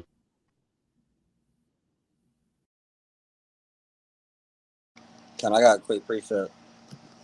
I don't know if brother brought it out or not, but it's Isaiah 47 and 1. And it reads, come down and sit in the dust, O virgin daughter of Babylon. Sit on the ground, there is no throne, O daughter of the Chaldeans, for thou shalt no more be called tender and delicate. Right, so America, like brother's going to fall, man. America is going to fall. America is going to sit in that dust. America exalts herself. She's on high right now. She set her nest among the stars. Right, she said there is no God unless it's her. But the Lord said he's going to snatch her off that throne, and she's going to sit in the dust, man, and be brought down low like all the other kingdoms that were before it, man. That's right. And like, can brothers hear me now? Come. Now, I want to pull this up. All right. Now, this is they actually go around and they rate what America needs. That's from the civil engineers. U.S. infrastructure scores at D+. 4.5 trillion needed to be invested by 2025. Now, America is supposed to be the golden sea. It's supposed to be the place where everybody goes. The place with the so-called money. The place where streets paved in gold, where money goes on streets. We can live and be free. The buildings are supposed to be strong. The people are supposed to be intelligent. They have the Ivy League schools, the top pharmaceutical industry, the top currency. But lo and behold, their buildings received a D+. And America doesn't have 4.5 trillion. They're trillion that was already dead. So it's going to get worse before it gets better. The buildings are going to be with cheaper material. Right? And this place is turned into a third world country. It's being destroyed from the inside out. Right? You got it. Con. This is book of Genesis, chapter 47 and verse 15. And it reads, and when the money failed in the land of Egypt and in the land of Canaan, all the Egyptians came unto Joseph and said, give us bread, for why should we die in thy presence? For the money faileth. Right? So the money failed in ancient Egypt, man. Hey, and all the plagues that happened to modern day Egypt is gonna happen to ancient Egypt will happen to modern day Egypt. Right? When you read about the frogs, that's going to happen to modern day. It's happening right now to modern day Egypt. Right? The water turning into blood. Right? And the money that's failed in ancient Egypt is going to happen to Babylon the Great, man. Right? With the economy collapse like the brothers going into. Right? They're always in debt. Right? The money don't not backed up by anything. So the money is going to fail in America just like it failed in ancient Egypt during the time of Joseph. You got it, King. This is Jeremiah 51 and 64. And it reads this. And thou shalt say, thus shall Babylon sink, and shall not rise from the evil that I will bring upon her. And they shall be weary. Thus far are the words of Jeremiah. And that's true, right? On a spiritual level and on a physical level. On a spiritual level, it's about their wisdom, knowledge, and everything, all their philosophies and ideologies, that people extol today is going to sink and it's going to be destroyed, right? There's not going to be any more feminist movements in the kingdom. That's going to be an ideology, a philosophy that's done away with, right? Capitalism and all these different types of weird stuff that Esau pushes in the schools and in society is all done away with, right? All of that's going to sink on a spiritual level and on a physical level. Babylon is going to, is going to fall. Their buildings are going to sink, to the ground. The infrastructures, which the brothers were just pulling up, their money's going to collapse. Everything's going rock bottom, and we love to see it.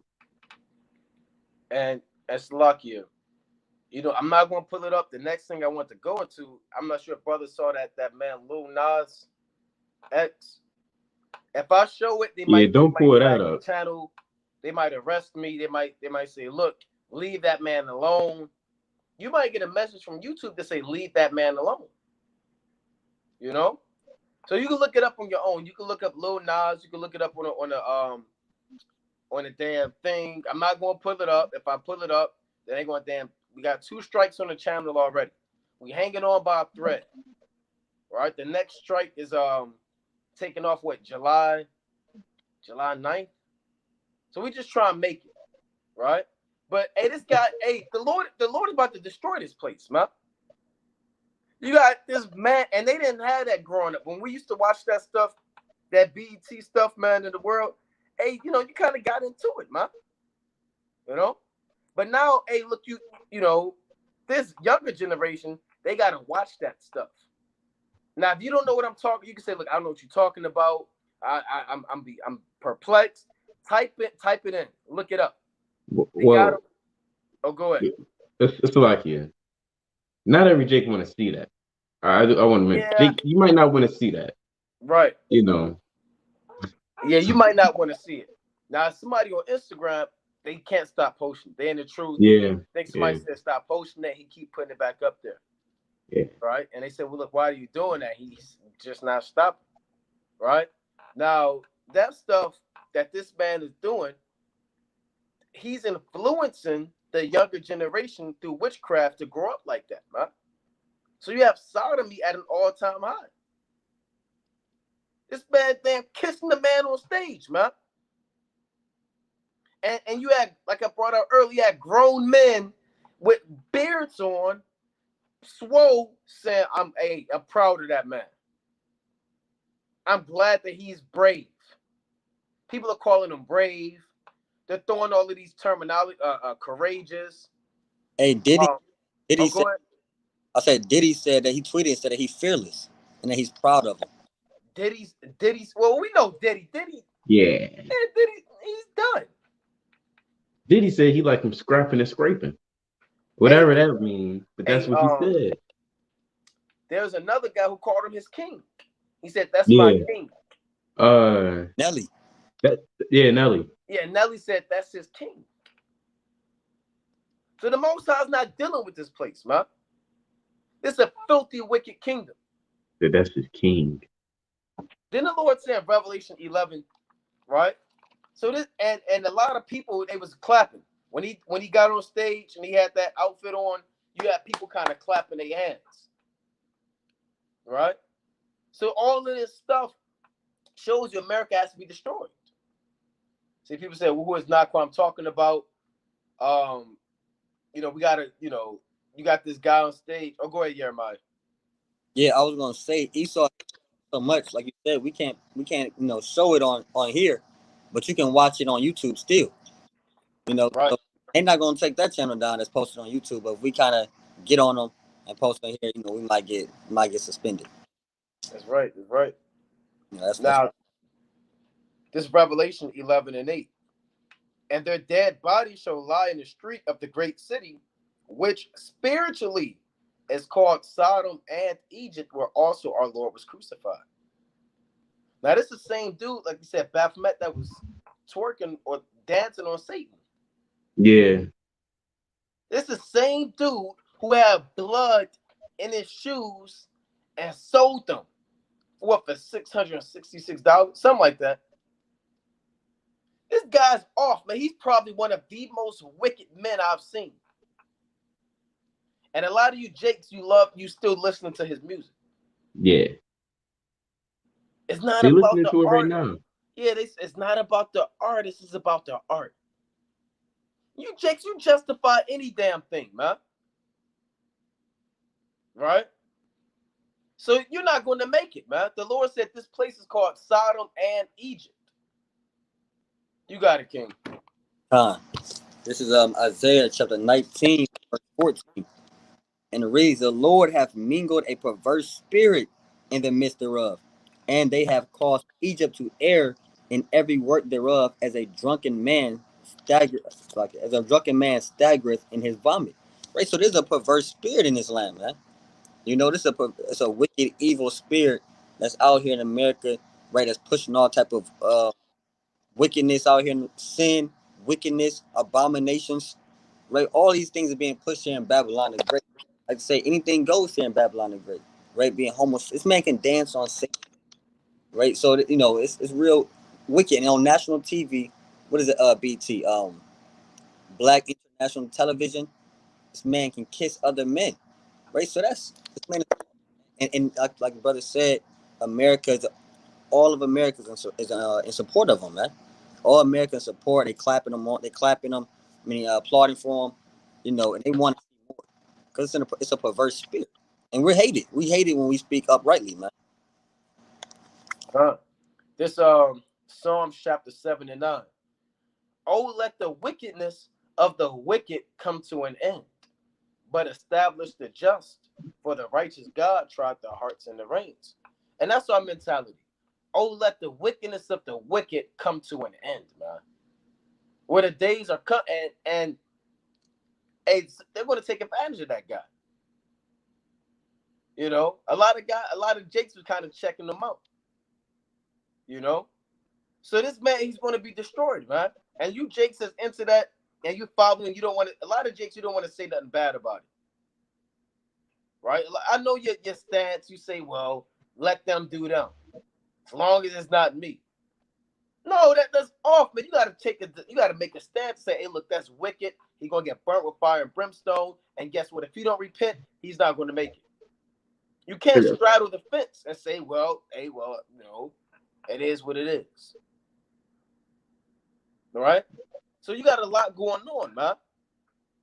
You got a lot going on, and this society is corrupt because nobody's going to speak out against that. If you look up the damn tweets, they was kind of encouraging him. One more, people tweeting one more kiss, one more, right? You got it, Yardan. You had something? Psalms 94 and 16. Who will rise up for me against the evildoers? And if everything he did and everything that was shown to be true, wasn't evil, then you got a sour mind. You got an eggplant for a mind. This is Again, who will rise up for me against the evildoers? Or who will stand up for me against the workers of iniquity? And he's working iniquity. He was working iniquity on that screen. Everybody that participated in it, people in the crowd, you all working iniquity. You're a filthy dreamer and a filthy sinner, you know. And the thing is, you don't really care. You don't really you don't give a damn. You seen it. Nobody put out a scripture and said, "Hold up." Nobody went to Leviticus. Nobody went to Deuteronomy. Nobody put up, Romans 125 on down. Nobody put out the scriptures when it happened. They kind of just sat and did this. Tom, Jake, man, your mind is twisted. Tom, I got two precepts, two quick ones. This is First Maccabees chapter 2. It's like chapter 2, verse. I'm gonna start at 27. And it reads, and Mattathias cried throughout the city with a loud voice, saying, whosoever is zealous of the law and maintaineth the covenant, let him follow me. Right? So Mattathias, like Brother Brown, Psalms 94, was saying, look, who gonna stand up against the workers of iniquity? If you zealous of the law, right, and you willing to die for Yahweh Shah and serve the Lord in truth and sincerity, follow me. Right? Follow Mattathias, right? Follow also Yahweh Shah, and we're gonna stand up against the workers of iniquity, man. Right? You gotta be zealous in this thing, man. I got another quick precept. This is Second Maccabees 6. I'm gonna start at verse 27. Right? It says, wherefore now manfully changing this life, I will show myself such an one as mine age requires. So you gotta change your ways. You gotta change your life as a man. A man is not kissing another man on stage or on national TV. Right? A man is not damn smoking blunts off, right? Or whoring out the daughters of Zion, right? A man is going to change himself manfully, stand up against the workers of iniquity, and serve the Lord in truth and sincerity. Right, verse 27, it says, wherefore now manfully changing this life, I will show myself such an one as mine age requires, and leave a notable example to such as be young. Right, so like the brother Naquan brought out, back in the day, they didn't allow that. They gave an example. You got to be an example to the young. That's why we got to say something, man. We got kids looking at that, man. And then it's only gonna get worse from here. It's only gonna get long as this kingdom is prospering and continues. Hey, then it's gonna wax worse and worse, man, till the Lord finally take this thing out.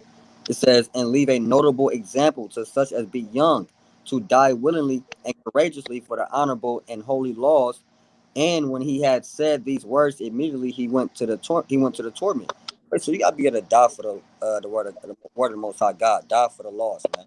Not allowing homosexuals to ran rapid throughout Israel, man. Right? Not eating pork because your damn bad football coach told you to, man. Right? You gotta be a man in this thing, man. You got it. This Job chapter 36 and 13. But the hypocrites in heart heap up wrath. They cry not when he bindeth them. They die in youth, and their life is among the unclean. Now, when the Lord said in Job 36 and 14, they die in youth, and their life is among the unclean. When you look that word unclean up, in the Hebrew, if you got the coordinates, it's H6942. And that word unclean, it means sodomite. See that? That word unclean used in Job 36 and 14 is a sodomite. So it says they die in youth, and it should say, in the Hebrew, their life is amongst the sodomites, man. Because that guy, he's a young guy, man. And his life is amongst the unclean. So a lot of that stuff, man, you get turned out by these Edomites, them old nasty so-called white men, and they tried to get Terry Crews, man. Remember Terry Crews said that so-called white man groped me. He drugged me and groped me. So they try to get you, man. Now a lot of these people ain't willing to go with it, but a lot of people don't want to join that industry because they're getting more hip about the wickedness that's going on. So there's a lot of damn madness going on in the earth. Huh? The Lord said there should be no whore, the daughters of Israel, no sodomite, the sons of Israel. and Deuteronomy 23:17. And you got Jake raising up their son to be that way, man. Well, let him do what he wanted to do. Let him find his way. Where is it at in the scriptures, man? Let him find his way. Let him figure it out for himself. He'll know what he wants. Give him to the age of 15. But the Lord said, train up a child the way that he should go. And the way that he should go is his knowledge, his Bible. You got something, Zach? Yeah, precept. Yeah, so Go ahead, Zach. you got it? Jeremiah? John, you breaking up. Cool. Yeah, you are down. You breaking up.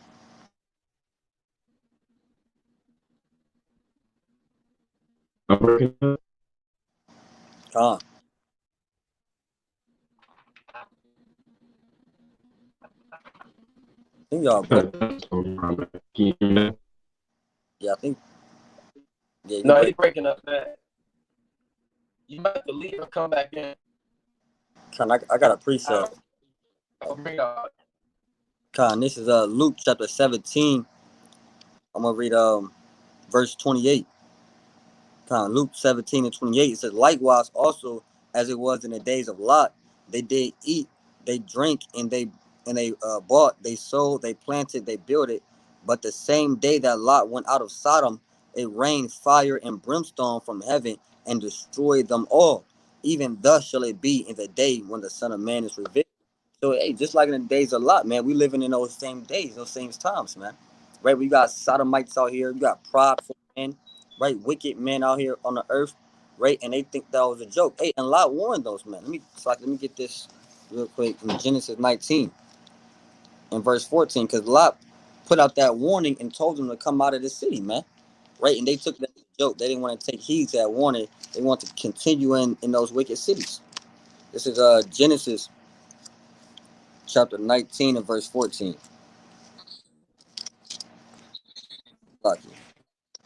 Here you go. This is Genesis chapter 19 verse 14.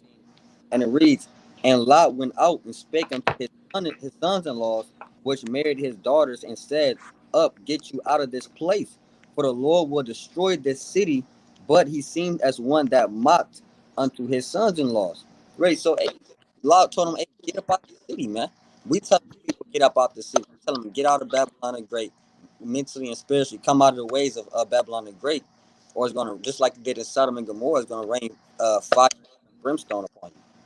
It says, and when the morning arose, then the angels hastened Lot, saying, arise, take thy wife and thy two daughters, which are here, lest thou be consumed in the iniquity of the city. So you gotta get out of Babylon and Great, lest you consume in the iniquity of the city, like it says in Revelation 18. Don't be partakers of her sins, man.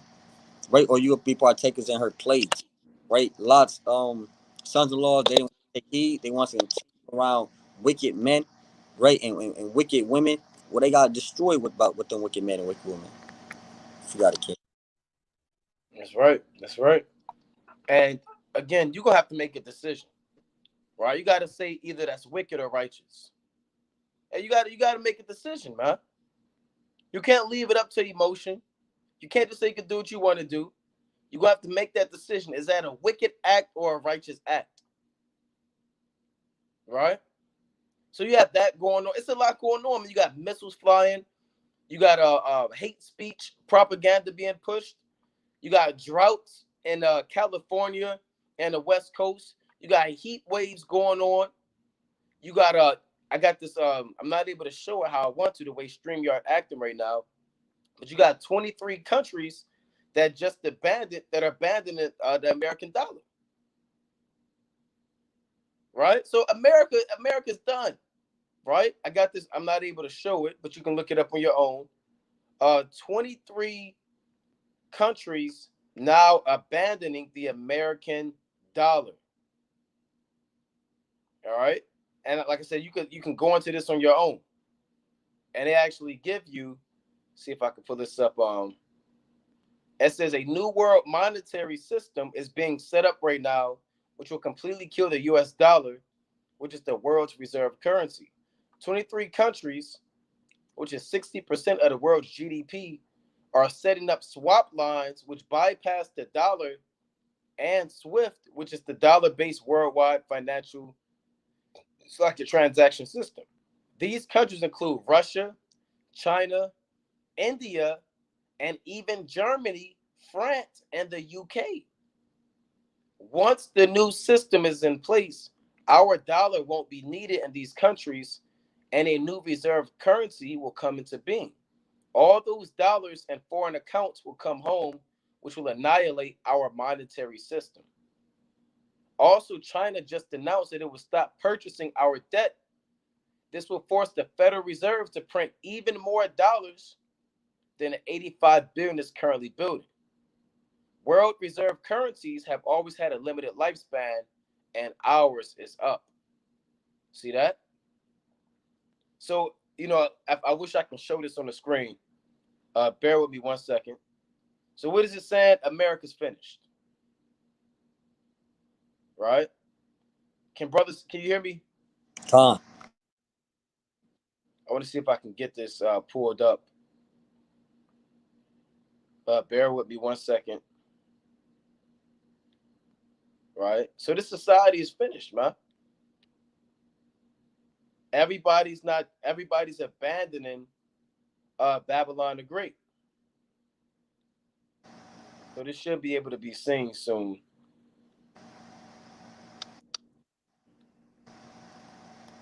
And I got a precept. Con. Habakkuk chapter 2 and verse 6. And it reads, shall not all these take up a parable against him, and a taunting proverb against him, and say, woe to him that increaseth that which is not his. Right, so, hey, that's what he's saying, man. Woe unto him. Woe would mean death and destruction.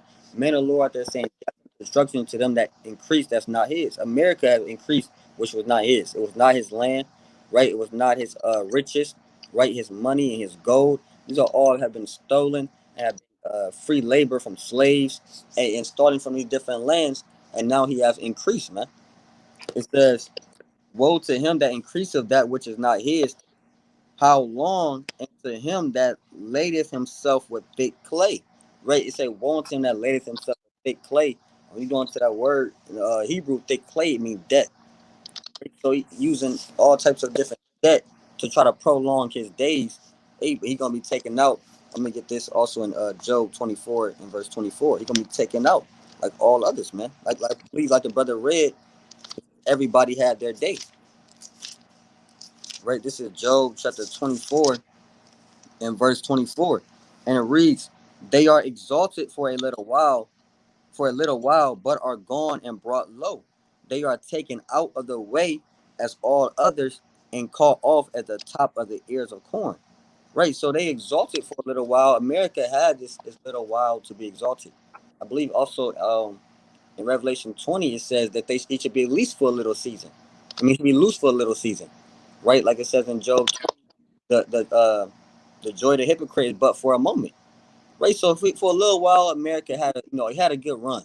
It had a good run. You kind of did your thing, but now it's time to sit in the dust. Now it's time for you to fall like all other kingdoms before you, like Rome, like Greece, like Babylon, Egypt.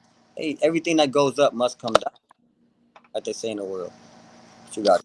Con. And I believe when you look it up, it tells you that the average, and Salakia is when I'm not able to show the screen how I normally do for this. Esau shutting stuff down and Satan hindering the word. But when you go into it, they actually tell you that empires or kingdoms, their average time of rulership is around, I believe, 250 years to 275 years, if I'm not mistaken. I have to look that up again to qualify it. But basically, America, like the brother said, they're done. They had their chance. They had their little run. And in the 1600s, they started off 1700s. They built off the slave labor. 1800s, 1900s, they had the little industrial revolution. 2000s, they had their fun in the sun. You understand? The sun is setting on the American empire. The economy's collapsing. The Israelites are waking up. People are abandoning the currency. Bridges are falling. Towers are collapsing. All of the nations are pointing their swords at America, And if you think this place is going to last 50 more years, then you're not going to make it. We looking to get out of here, man. The Lord said in Hebrews chapter 13 and 14, for here have we no continuing city. Am I breaking up? La'ad, I can hear you. All right. So like he says, for here have we no continuing city, but we seek one to come. Right? This is the book of James chapter 5 and verse 1. Right? James chapter 5 and 1. Right? Because the article says, like I said, I'm not able to show it. So like here. But you can, like I said, you can type it in on your own. You can look it up. 23 countries now abandoning the U.S. dollar. Right? Now I got to get another witness. But they even said Germany and France are trying to get in or get out of this American currency too. And that leads me to Revelation chapter 17 and verse 16 about the 10 horns that hate the whore. You know? So if the European Union gets involved in this, then that's going to lead to tension. Right? But this is and that's going to lead to war too. America's going to try to bomb, destroy them and say, look, you're going to use this dollar. You know? They're not just going to go away and say, well, you know, okay, it is what it is. No, they're going to have to fight, man. But this James chapter 5 and 1. Go to now, ye rich men, weep and howl for your miseries that shall come upon you. Your riches are corrupted, and your garments are moth-eaten. And nobody's riches are more corrupted than these Edomites in America. Everything that they have is built off of slavery, rape, robbery, and murder, lies, extortion, debt. You understand? This is how America accumulated all of their wealth. They lied to the people. They enslaved everybody. They went to war. Right? And there's no telling you how much. I would like to see the numbers on how much currency Israel gave the so-called white men in slavery. That number has to be so-called astronomical, man. Only the Lord knows. Now, Esau, he might say, look, it was only 5 trillion. We don't believe that, man. We don't know. You know? Let's read on. It says, your gold and silver is cankered, and the rust of them shall be a witness against you, and shall eat your flesh as it were fire. Ye have heaped treasure together for the last days. Behold, the higher of the... So James knew about the last days. He said the so-called white man heaped up treasure for the last days. Right? Behold, the higher of the laborers, which have reaped down your fields, which is of you, kept back by fraud, crieth, and the cries of them which have reaped are entered into the ears of the Lord of Sabaoth. Ye have lived in pleasure on the earth, and have been wanton. Ye have nourished your hearts as in the day of slaughter. So the Lord tells you that the so-called white man had lived in pleasure. He had his day, man. When he had his foot on your neck, he was out there slaving, he was drinking his lemonade. Now his people are on meth. They have an opioid epidemic. And all of the men are homosexuals. The women are lesbians. The women don't want to be an Edomite woman. She want to be a man. And an Edomite man doesn't want to be that who's a classic American Edomite man from back in the day. I can't think of one. Right? You said who? Kennedy. Yeah, that JFK. They don't want to be that JFK, all-American Hulk Hogan, damn Frank Sinatra, Edomite, man. Even these Edomite men, they don't want to be that anymore. They want to be damn women now. They want to be Jake. They want to be niggas. So this place is finished, man. Hey, Salakia, Trump didn't even want to be in the White House. That's right. That's right. You even got these, they don't even want to be in the damn White House. And now you got these countries, they even said when they stormed the Capitol building that America's a laughingstock. It said America is an embarrassment to the world. Right? So, you know, this place is finished, man. Nobody wants to come here anymore. Immigration's at an all-time low. They got a D+ on their infrastructure. They bomb in places. America can't defend it. All right, you got it, King. And I'm going to read a little more in this article. This is Job chapter 20. I'm gonna start at 15. Job 20 and 15. He hath swallowed down riches, and he shall vomit them up again. Yahweh shall cast them out of his belly. He shall suck the poison of asps. The viper's tongue shall slay him. He shall not see the rivers, the floods, the brooks of honey and butter. That which he labored for shall he restore, and shall not swallow it down according to his substances. According to his substance shall the restitution be, and he shall not rejoice therein. Right. So it said he hath swallowed down riches, and he shall vomit them up again. Yahweh shall cast them out of his belly.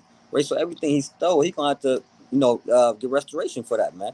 Right. All the gold, the silver, right? Like I said, the gold, the silver, the treasures, the flock, all these things they're going to give back, man. Right. The money, the riches, all these different things of the earth. We had to build up his kingdom. He going to build up ours. He gonna have to restore that back unto us, man. Right? He worried about his debt. He in debt with us. They even and count that in there about how much debt he in with us. Like the brother says, trillions of dollars we pay this man. And probably more than that. Right? So you got it, King. Salaki. No, go ahead. I'm saying, yeah, so we the real ones that he need to be worried about is the children of Israel and Yahweh Bashem Yahweh Shah. Right? Because we're going to have to make him pay a tab that he's not going to be able to, to take care of, man. That's right. Hey, and the Lord says, if you can't pay your debt, guess what? You got to be sold into slavery. That's the law, man. Right? Let me get that precept real quick. That is law and order. If you can't pay your debt, like Jeremiah said, you got to go to slavery, man. A lot of people get mad. Why do you tell a so-called white man he got to go into slavery? That is the law. Right? Let me find that. Bear with me. Salakia, bear with me 1 second. This Exodus, Salakia, this Exodus chapter 22 and verse 2. Right? Exodus chapter 22 and 2. If a thief be found breaking up and be smitten that he died, there shall no blood be shed for him. Meaning you got a right, really, with this is saying you got a right to kill the so-called white man. Right? Because we find him breaking up. We see him stealing right now. So the law said you got a right to kill him. Now you can't do it now. You got to wait on the Lord. You got brothers just left the live stream and picked up the shotgun. Right? WFI, that brother said we can go through it. No. It's in the ancient world. In the ancient world, if you saw a thief, if you caught him in the daytime breaking up and stealing stuff, you understand? Then you got a right to put him to death. All right? If it's nighttime, if you don't know what's going on and you kind of see a figure and you got to defend yourself, hey, you got a right to kill him. If you don't know what's going on, you kind of see a shadowy figure. Right? It reads, if the sun be risen upon him, there shall blood be shed for him. He shall make a full restitution. I mean, if the sun come up, you got to know this guy, right? There shall be blood shed for him, but he shall make full restitution. Bigger the point. If he have nothing, and a so-called white man don't have a damn thing, right? If he have nothing, he shall be sold for his theft. You see that? So he's going to be sold into slavery, man, because he doesn't have anything to give to pay back. You can't pay us back with paper money because it's paper, and it don't mean nothing,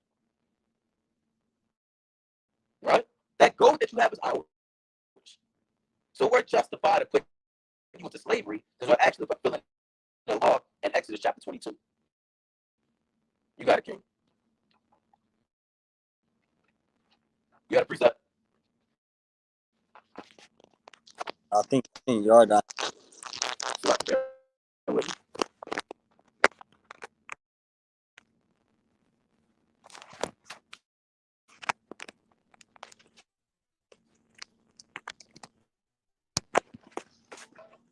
Can brothers hear me? Khan, I can hear you. Come, let's go to Job chapter 27.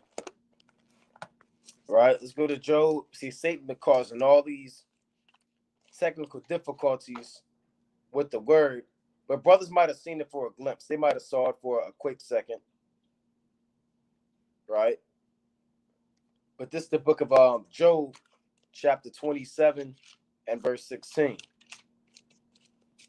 It reads, though he heap up silver as the dust and prepare raiment as the clay, he may prepare it, but the just shall put it on, and the innocent shall divide the silver. See that? So although the so-called white man heap up silver like dust, he got bars of gold, currency, money, so-called wealth and riches. He may heap up dust and prepare raiment as the clay. He may prepare it, but the just shall put it on. And the innocent, who's the innocent? The Israelites. They're going to divide the silver. So everything that this devil has is going to give it to us. You know? And everything that Russia got, China, all these nations have had a part of destroying the children of Israel and keeping us away from our heritage, and are now called, they're even called the enemies of the Lord.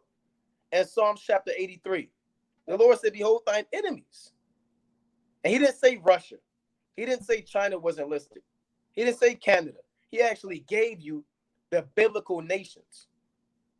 So Russia, hey, they're involved in that because they're the Edomites. China, Korea, they're involved because they're the Moabites. Japan, they're the Ammonites. All the Ham, they're the Hamites, man. Everybody's involved in this thing. And they all have a portion of our wealth. You know? You said what? Real quick. You breaking up.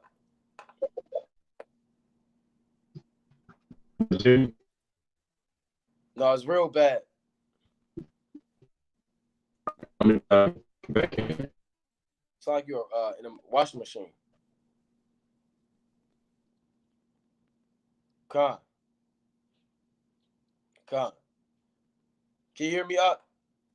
Yeah, I can hear you.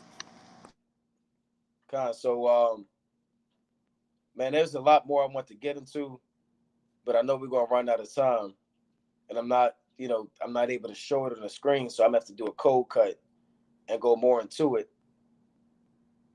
Salakia, but you have World War III on the horizon. You have economic collapse going on. You have Iran bombing America, America bombing Iran. You have droughts and natural disasters out on the West Coast, man. Where these farmers still losing food by the damn trillions. So you're looking at the downfall of America, man. Like the brother said, there is no hope in this place. The Lord said in Micah chapter 2 and 10, arise and depart, for this is not your rest, because it is polluted. Right? It shall destroy you, even with the sore or bitter destruction, paraphrasing it. All right? You got anything else you want to bring out, King? La. So we can bring out closing precepts.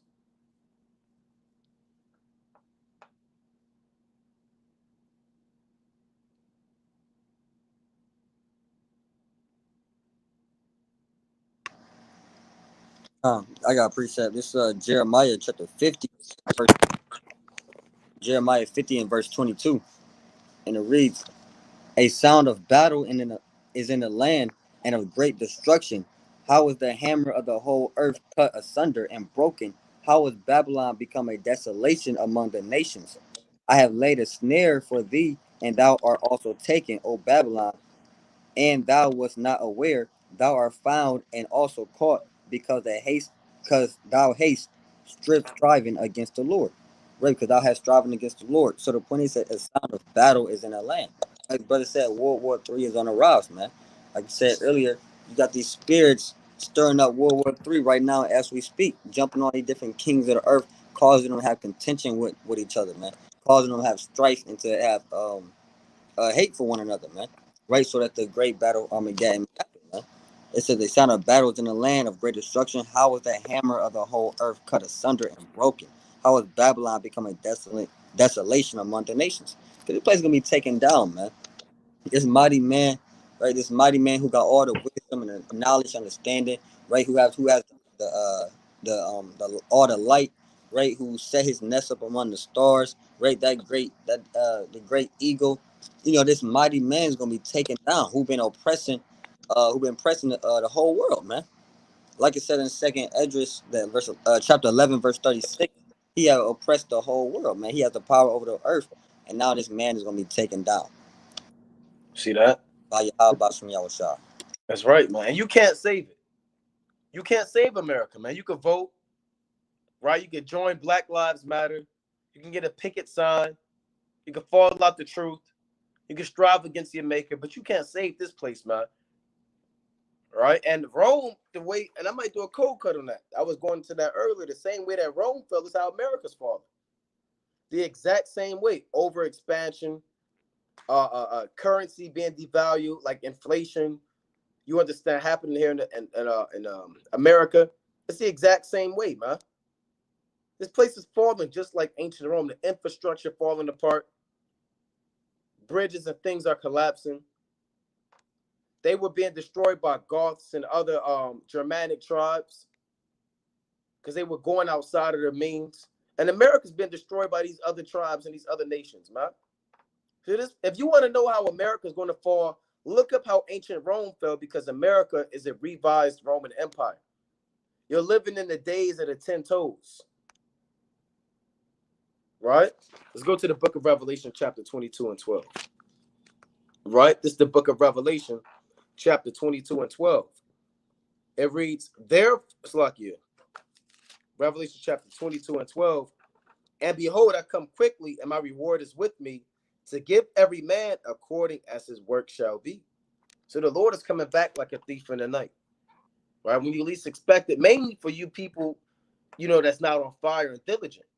The Lord compares the children of the day to people that know and are aware of the second coming of Yahushua, who don't sleep in the night and they're not drunk in the night. Then he compares the people who aren't aware of the Lord's approaching to the children of the night.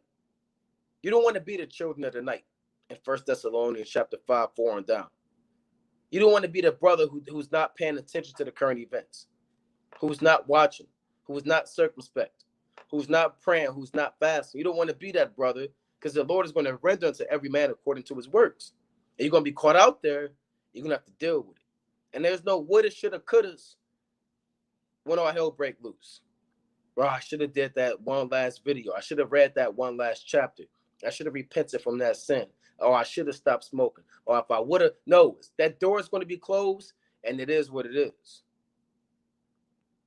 Right? But with that, we're going to close up, giving, of course, our honor and glory to Yahweh. By Shema Mashiach Malak Yahushai. For brothers or sisters that have questions, they can call in. We'll take questions for about an hour. You can call in at 213-603-9096. And the PIN number is 94809-305. Again, that number to call in is 213-603-9096. And the PIN number is 94809-305. Right? You might see it in the live chat posted. Right? But with that, Kwam Yashala, Shalom.